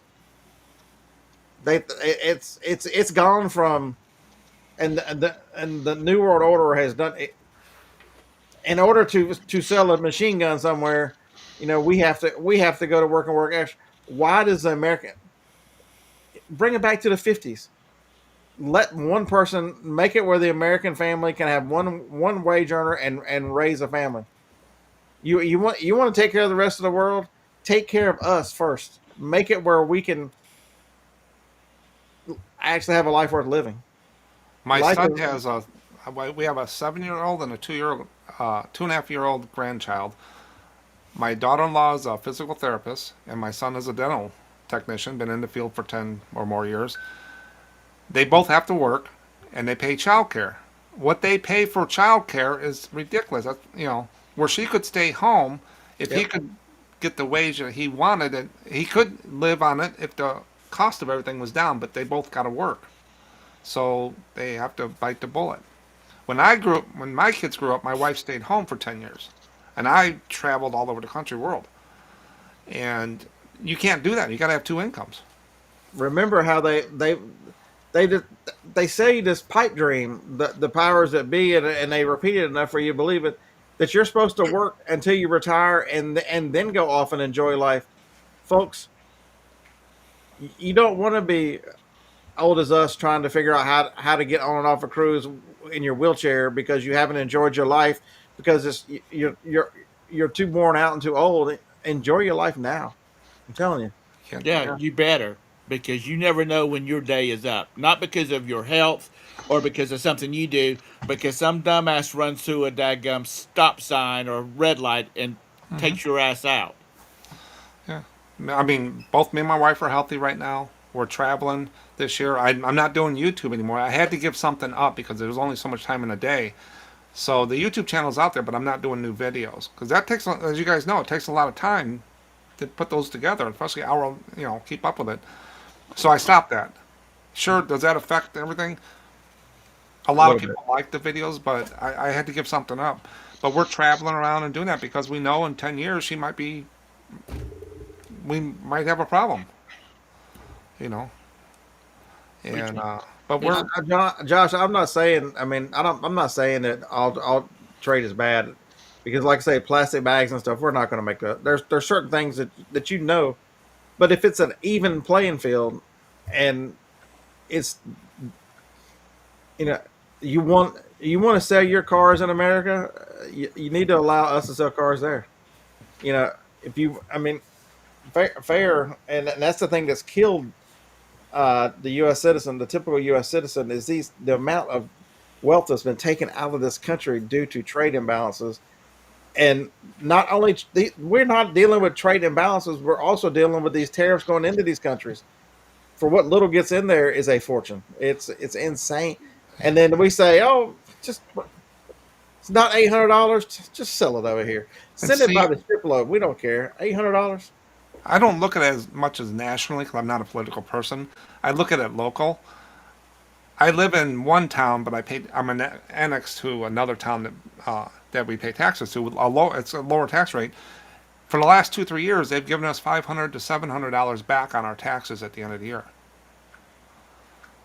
That's the kind of town, and plus we have all the services. I don't have high tax here where I live. I'm 60 miles south of Chicago. I'm not in Cook County where it's huge. But the town over where I grew up, my taxes, instead of $2,000, $3,000 a year, over there it's $10,000. because they It'd have be bad economy. it'd be interesting if somebody had a calculation because if you go look around in your towns and you see, go through the Midwest and see, Steve, take a ride around Cleveland where we used to No, make where the just tons No, of that's not. manufacturing used to be in Cleveland. That these buildings are just I was in Cleveland derelict. the other day. Detroit, the same thing. The U.S. used to build everything in the U.S. and was just fine, building well through the 1900s. We had tariffs the other way until they decided to tax the American in the early 20s. I'm telling you, it's we've been sold a lie in order to make a certain I segment of the population rich. often talk to my wife about my little town here. It's not a big town. You've been here. It's small. But even in my little town in the 50s, 60s, even into the 70s, we had a bus line. We had stores on every road, little convenient, not convenience store, bodega types things. We had appliance places where you could go buy your appliances. We had TV repair shop. None of that. We had zero. This town is suffering, and I don't know why. But see, But when a my lot of mom, it is because of some of these things you're But just talking think about. I'm about sure. just think about the switch in our lifetime. If something happened to the TV when I was a kid, that well, we're not going to have it for the next week. It's it's at Joe's RCA repair. Joe's Yeah. going to have it back. So if your TV breaks today, where are you at this afternoon? at the store buy Walmart. another one. You're at Walmart buying another one. The thought of repairing it never crossed your mind. Even though they're really easy to repair. Never crossed your Really mind. easy. A 65-inch TV it costs you $328 at Walmart right now. You know what? $328 would have bought a 10-inch black and white back in the day. A And count. so that created a need for so what does that do? That creates a need for cheap stuff, and so they Where's forced that the coming manufacturer from? out of here by changing the way we do things. If you still fix TVs, you wouldn't need as many. And see, I gotta check myself a lot because of my age and stuff. And what I grew up in '70s, '80s. To what, like, my grandkid comes over, he's on his Game Boy and stuff. And yesterday he come up and said, "Can I go to the park?" I said, "Ask your grandma." And they went to the park. I'm saying, "Oh, that's cool." When I was young, we always went to the park. Yeah. But I'm not the old. I don't want to be that old guy that says you should be doing this and what I did and stuff like that. I'm not. I don't want to be that old 60-year-old guy. But I also know I'm not the new young sprouts either. I mean, if I look around this house, I've got 10 TVs. Do I really need 10 TVs? No, you probably I spend think too you need a much couple time more. But I was watching the show the other night, and it was on broadcast TV, and they were talking about automation, and automation is going to take jobs back. I mean, take jobs away from the working person. But the guy that was on there that was pushing for automation, he said, "I'm not talking about the stuff taking jobs away from people here in the United States. I'm talking about taking the jobs away from people in India and China and places like that." He said, Josh, that's it very short. It's very short-sighted, Josh. So here's the part of the argument you missed. I agree that the price of TVs will be more expensive if they're made in the U.S. Sure. But okay, so if I've got a TV that's made in the U.S. and I've got free trade, I can now sell the made in the U.S. TV everywhere else. And so the U.S. is going to be more efficient and make better TVs and make cheaper TVs because they're going to sell a lot more TVs just like everybody else does. The part that everybody misses in the argument that if it was made in the U.S., it's going to cost a whole lot more. If you leveled out the trade with the rest of the world like it should be, our products would be just as well received everywhere else, and there'd be competition that forced price down. Remember, supply and demand uh, models, so it would offset some of the price of the TV, do we offset make some of the price of everything. You is want it to know We're going to why find I out. buy this drone from this Chinese company, DJI?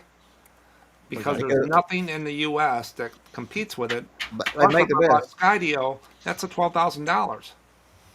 There's no they own 75-80% of the market. There's nothing tooled up to make a product like this. And they want to ban all this because of the security and stuff. Some politician wants to That's get horse. reelected. If you look at how much information that Facebook has sold to China, folks, do a deep dive into Facebook. Facebook is evil.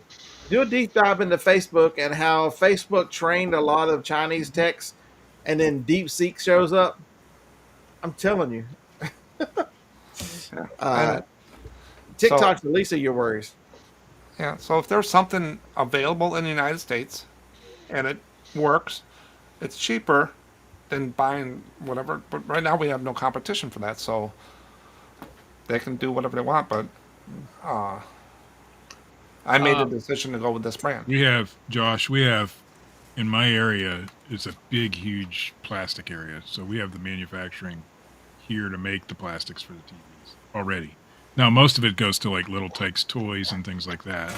But I've worked in a lot of those plants. There's a ton of them. So the infrastructure's Are you there. sure that says Cleveland, Ohio on it? You mean like that? Josh, are you Or saying would you if I- prefer my Did I brand? order those from Cleveland, Ohio? Is that where I got You those? did. Interesting. Josh, are you saying there's dirt More floor on the Pennsylvania side. factories in Ohio? See, It's the the problem plastic is factory we've I'm talking allowed. about are mostly in Pennsylvania, but there's a Okay, ton of them. Pennsylvania. Yeah, tell where you- I live in the 70s, this was a manufacturing roper, A.O. Smith. All these factories went down to the Sun Belt because it was cheaper and the unions pushed them out. There was bumper stickers that said, last one that left Kankakee, turn the lights out. Now we're 90% service, farming, and stuff, and it took that long to get it done. Kankakee still hasn't recovered, but the rate per hour per job is not there as it was. And the politicians and stuff didn't do well not getting the taxes and they let things go too long. Well, in my area, it was all textiles. We had Springs, we had uh, S- Celanese, we had Rock Hill Printing and Finishing. I mean, that's what everybody did here. When we moved to Rock Hill in 1970. 80% of the city or the residents of this town worked for a textile mill. Did you run moonshine back then? No, we didn't do that. No, That this was a was miss. in 1970. I mean, this is, in most people's lifetime. Well, The some of Duke them. boys ran whiskey then, or moonshine then. Yes, but we didn't have to And worry Dukes? about that. In 1970, I think only me, you, and Todd were alive. Okay. I was born 71. So. No, 64. Texas should have been around too. Mark, you look younger. I assume you're always younger than me, but you're older than me. I got a twin brother, and people look at us, and he says he looks older. And I said, "Good, keep it that way." He's But 60 years and 1 minute. all the plants went someplace else. And so, I mean, it was really, really bad Dude, I mean, in our area because there was no jobs. When we had the if it problem was with a the level, jobs, we had more crack house factories down here. if it was a level field, they wouldn't have plastic plants with dirt floors because they wouldn't be able to compete. They're allowed to do that and allowed to keep it that way because of their protectionary practice. Their protectionary, I can tell you people one thing think about China. the plastics industry is it's a low-paying job. So there's Just think about there this. are almost dirt floors here. China's 1 billion people, largest country by population in the world, and they sell their own goods to their own people. They allow very few imports in. I used to work with They produce to the Make world. everything. I used to work with a lot of engineers from China, and they know what they're doing with some of these boards and motherboards and computers, and they're pretty knowledgeable because they do it all the time. If they open that market up, the amount of you would bring down the cost of American goods because there would be a significant. You would triple the market we sell in. Remember, they're 3 times our size and population. Yeah, and just working with a lot of those people that know that, like the drone people and stuff, talking to them on the phone. And They in know India that stuff. too, I've seen videos of India. If you just made brooms and sold to people some brooms and trash cans, for God's sakes, Some of those Trash- videos trash are trucks. scary. What gets me is these places that people are damn starving to death. Do they not have freaking Goose. tractors over there?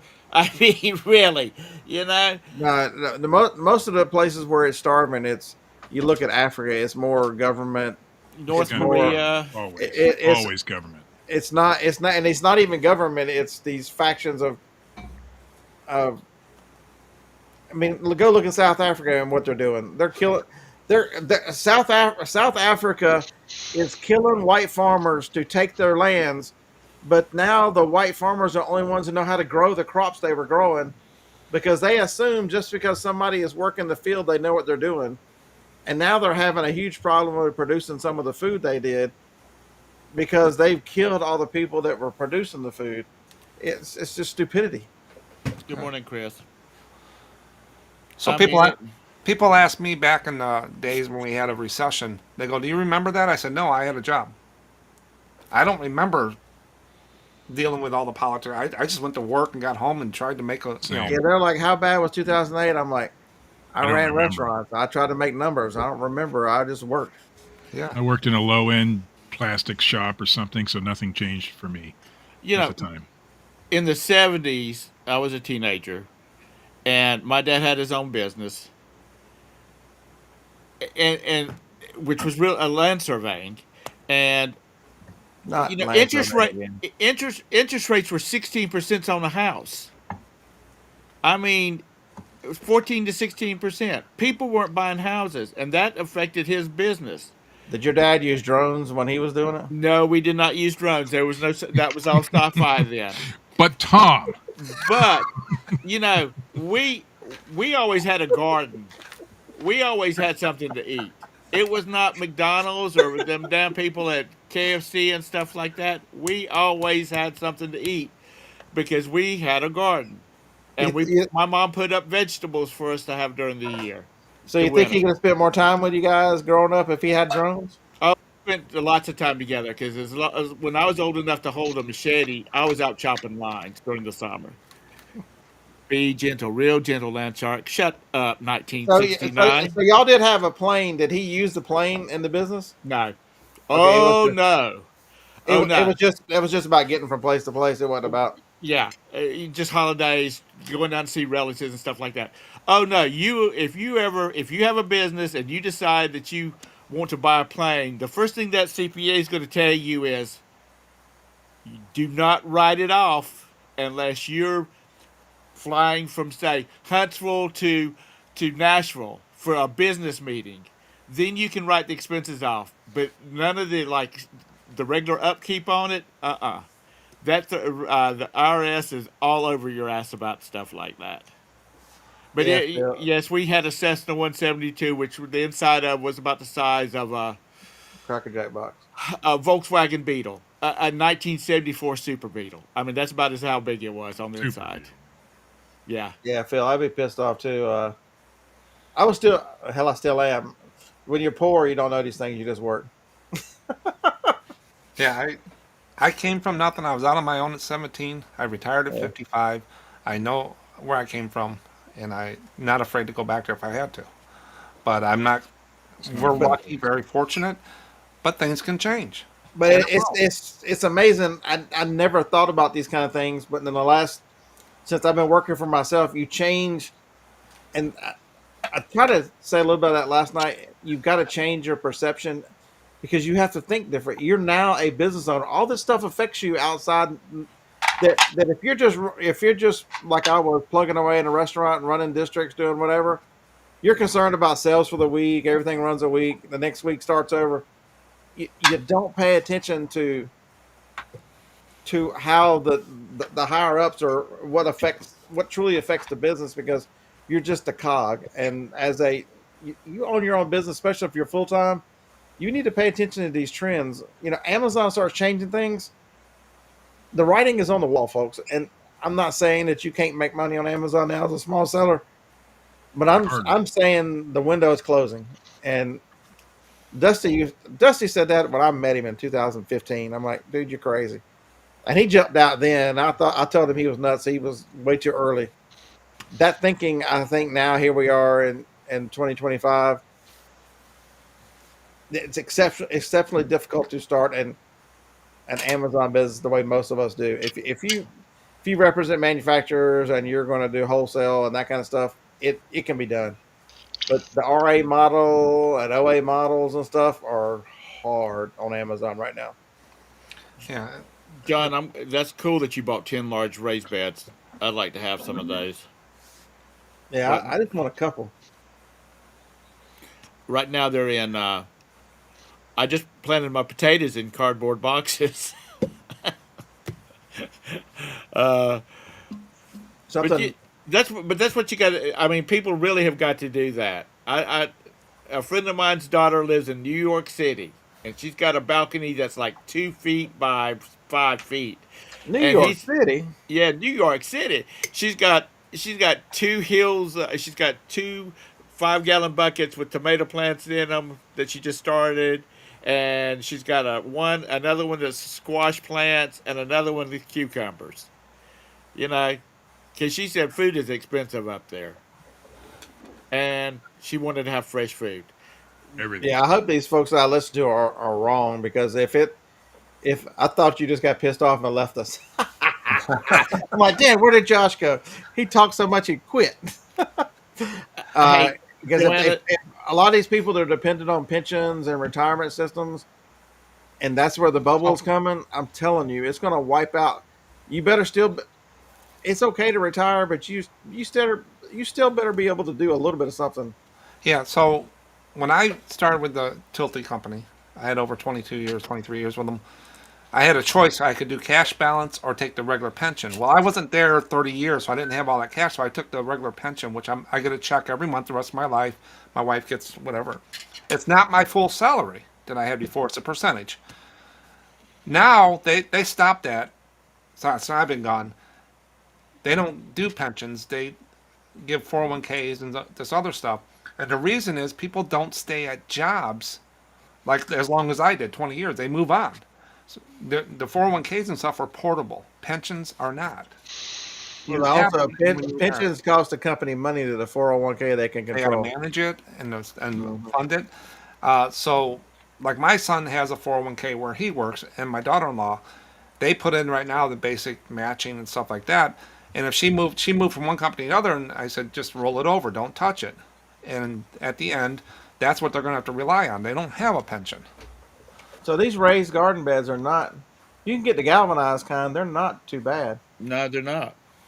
Walmart is selling one easy to assemble for $31. IKEA. Damn you, China! We have Uh, gardens and stuff down here, but it's not stuff you eat. um, According to the U.S. Bureau of Labor Statistics, the average person stays at a specific job or employer for 4.2 years. That's way too long. Oh I, yeah, I have a friend that took jobs every 3 years. during the internet boom, we were walking across the street for $1,000 more a week. I mean, jobs were just. I was just during Y2K. I made so much money that year doing upgrades and enhancements and testing. During the internet boom, it was just crazy. And I worked for San Jose companies, but I lived in Chicago, so I got paid California prices, and I was all over the world. But then that kind of slowed down the budgets and stuff. But that if you moved, we just increased our pay and stuff. Joanna Lag, Y2K was when the clock clicked from 1999 to 2000. And there was a lot of IT people that did not have New Year's, that they were not out partying that night. I was They up. were I they was were up out. watching Go ahead. Australia all the way through until it hits our utility, all our equipment, and we tested everything like that, and we didn't have any issues. But there was a lot of people that was stayed up all night. They didn't go out partying because they did not know what was going to happen. So an upgrade on one of our systems would take almost 4 to 6 hours because we had the big tapes on Motorola controllers, 25 megahertz, Right. and these tapes would take forever to load. Well, I took a I mounted on Unix drive, and I wrapped it with duct tape and a casing, and I put the cables on the back, and I mounted it, and I put all the stuff in there. I built those. I could do it within an hour, walking in and out of upgrading the system. So they flew me all over the country to do these things. And it was the easiest job in the world. Going at midnight, take the system down, plug it in, and I was getting overtime like crazy. That was the days. So Josh, the problem is the powers that be want that for your children. It's not that whether you want to work in a factory or not, or is some glorious thing. They the education system is taught to make employees. It's taught to it is taught to make mindless people, and it is also, they don't teach finances for a reason. They don't teach anything you need to survive for a reason, because they want you to come out, work in a mindless job, and depend on the government to tell you what to do for the rest of your life.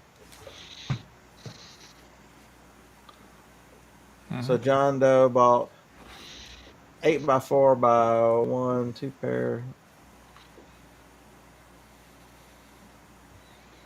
Well, the Northern Tools is a $29.99 Val. But I've always had a job. I've never been without of a job. Sometimes I had 3 jobs. When we first got married, we had 10 cents in our checking account. We were happy. We thought we were rich. And Hey, Texas, nowadays, now how Northern Tools? You live in Texas. I live in Alabama. Don't we? Should we be looking at Southern Tools? Are there Northern Tools around here?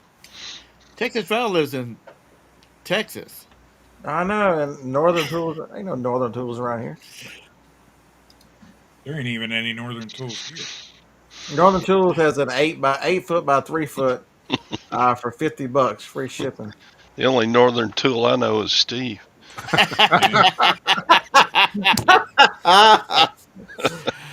Hey, Joanna, Uh, we were talking about sorry, Steve, that was too easy.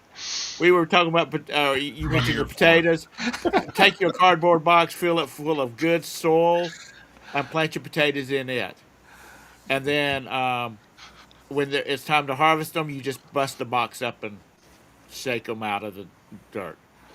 Peddling profits, I'm with you. I've been reselling on and off for the last 20ish, full time for the last 10 or 11 or whatever the hell it's been since 13.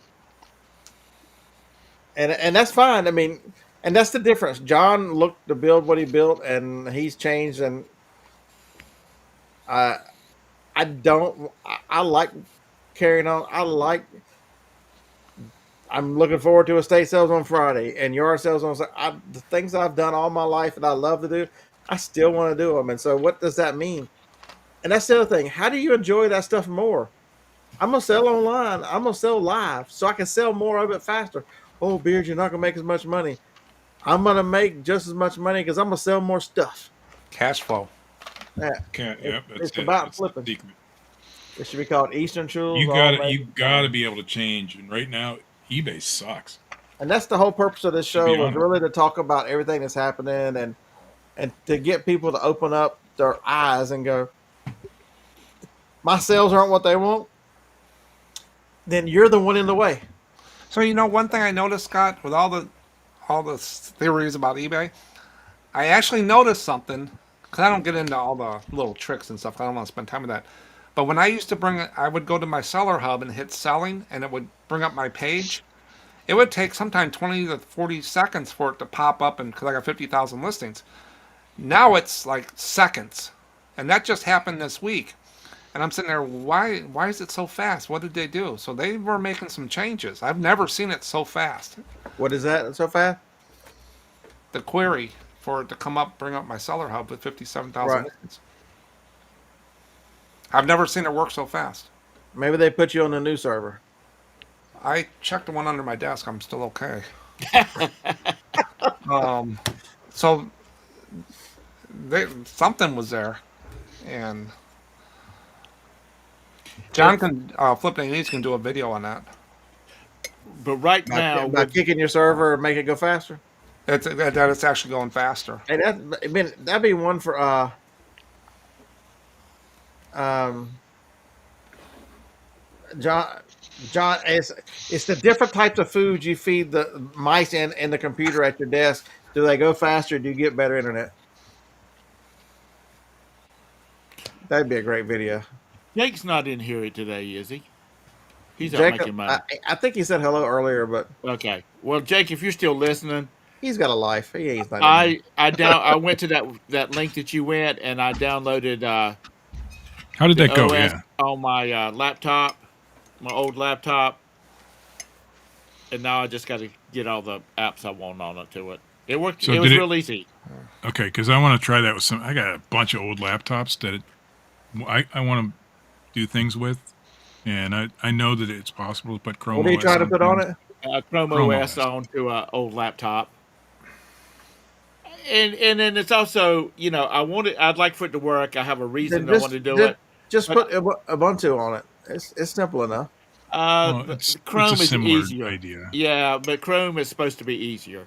Well, you can run apps with Chrome that Yeah. you might want to run. Jeanette, it will be this afternoon, and Jennifer and I sometime this evening will most likely go live. I'm not looking forward to this, You're right, Jennifer. Ron. I hope you're not listening, Jennifer. My biggest issue She right is now, the Ron, most technically challenged person I know, and I gotta get. And this is how she bought her last computer. She's like, "I like this computer so much, I want the same one." It's like 5 years later. I'm like, and then the next day, and a couple months later, why is it so slow? Because you got a 6-year-old computer that you just rebought. So to get her up and running, so it'll be good practice for her to get her cameras and everything tested tonight. So we're going, and both of us will have links, and we'll build we're both going to build the shows out so you can go in and look at the inventory and see what's there, and if you and pre-bid and come do all the fun stuff, because Ron, we're gonna act like rookies should and build shows each time so that you know what's there, and then because we both plan on doing probably start off with 2 shows a week and then work it into 3. Ron, you're right. It's the stuff I'm selling right now, and the reason I'm having a hard time on eBay is because it's winter time in Ohio, and it's a lot harder to source. So it's just the way it is. The stuff I sell. The stuff I sell. So I don't want to go to Texas. I put Ubuntu on several of older laptops, and it's amazing how good they run with that light operating system. Yeah. It is. Apparently, there is still code. There is still code from the original DOS and Windows. Sure. 3.1 embedded in There's a floppy disk. Yeah. Oh, I got a shit ton. Just not handy. Yeah, so Actually, I yes, am I talking did. about whatnot. Also, I'm still going to sell some bulk stuff on District. I liked hanging out with Chernock. Chris is a good friend, and I think it's early on for District, and I think they're building something good. That site is more By user friendly, Cassidy. better. So you are doing one tonight or tomorrow night? It'll be tomorrow night Tomorrow night. Okay. or tomorrow afternoon. So I haven't figured out the time yet. You know what Nintendo made before they did games and stuff? Yep. They made playing cards. Right here. And it's a case and it has Nintendo on it. I still haven't found this design, like looking up comps and stuff, but I just kept it.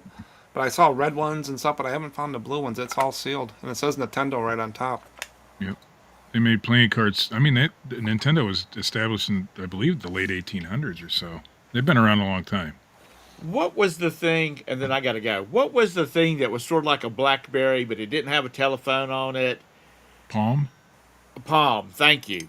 Pilot. Yeah, I have one of those around here somewhere. I have one somewhere too. It's next to your landline. No, my landline's right I have here. a landline too. John Doe, no, Chernock is not selling. He's just selling. Have you ever seen him on the Tuesday show? Reseller Information Network. His basement is so full. He's just got tons of stuff. He's just using it as a different avenue to move more stuff. He's got some great sourcing opportunities, and so he's taken that to, like anybody else, he's trying to make a little bit of money and then pass it on so somebody else can do whatever with it.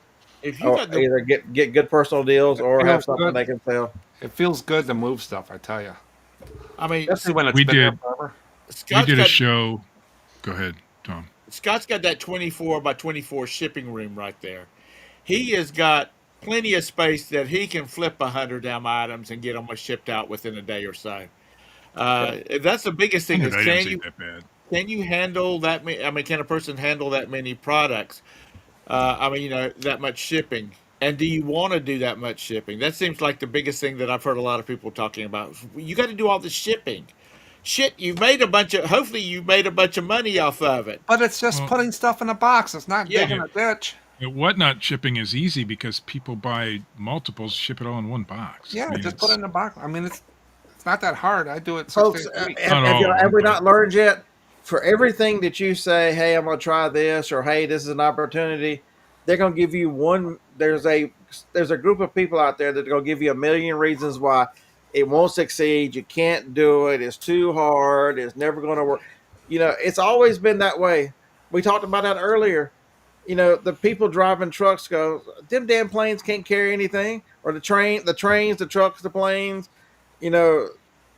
Sears, not believing anything about the internet. Oh, people are never going to order on a computer. Kmart, we can just keep doing what we're doing. We don't need to upgrade our facilities and make this a modern experience. We're just going to sit here. I watched a a BBC News report from 1997 last night, and it was talking about online, shopping. And one of the segments had Jeff Bezos, and he's like, "Well, this is truly worldwide. We can ship everywhere." He was still selling books at the time. He was only 2 years old, Amazon, but he was already a bazillionaire at the time. But yet, the people in the news broadcast are like, "Well, we don't know what the future of online stuff is." Well, and so they had this big grocery store over there in the UK, and they didn't want to get in online shopping because they didn't think it was going to be a thing. So See, Todd's not even watching the show. He's got eBay or something pulled up. Scott uses I Brave. I put this up there. He didn't even see it. Scott uses Brave on this as a second browser so Sorry. he can hide his porn.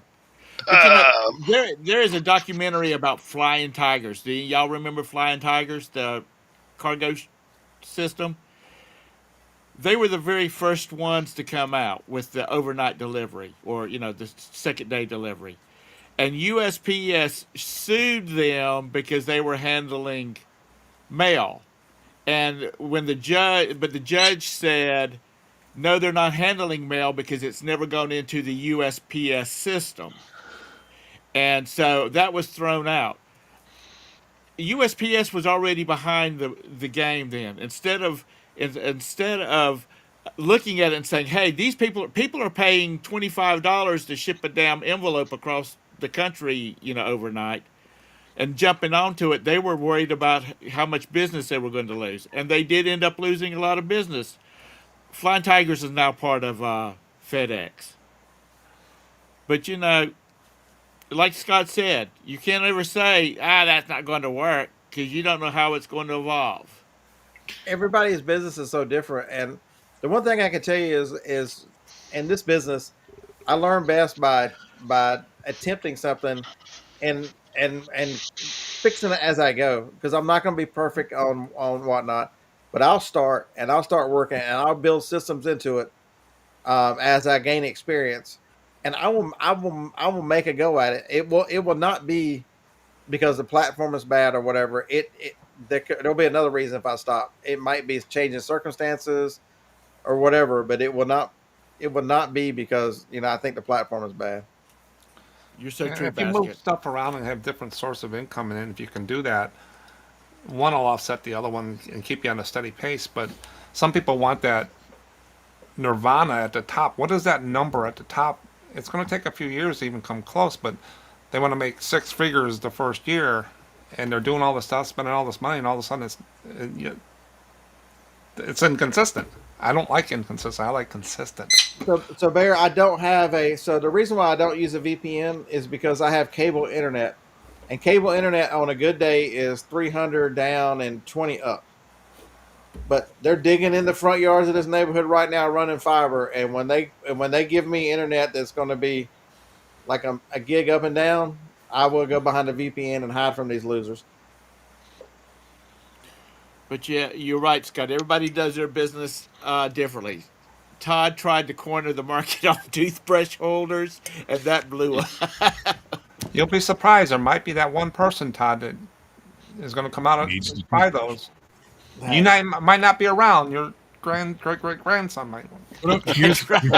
put them on Facebook as a flea market lot, and somebody will come buy them. A craft, Yeah, craft. Well, there's he's no got rid, expiration date on them.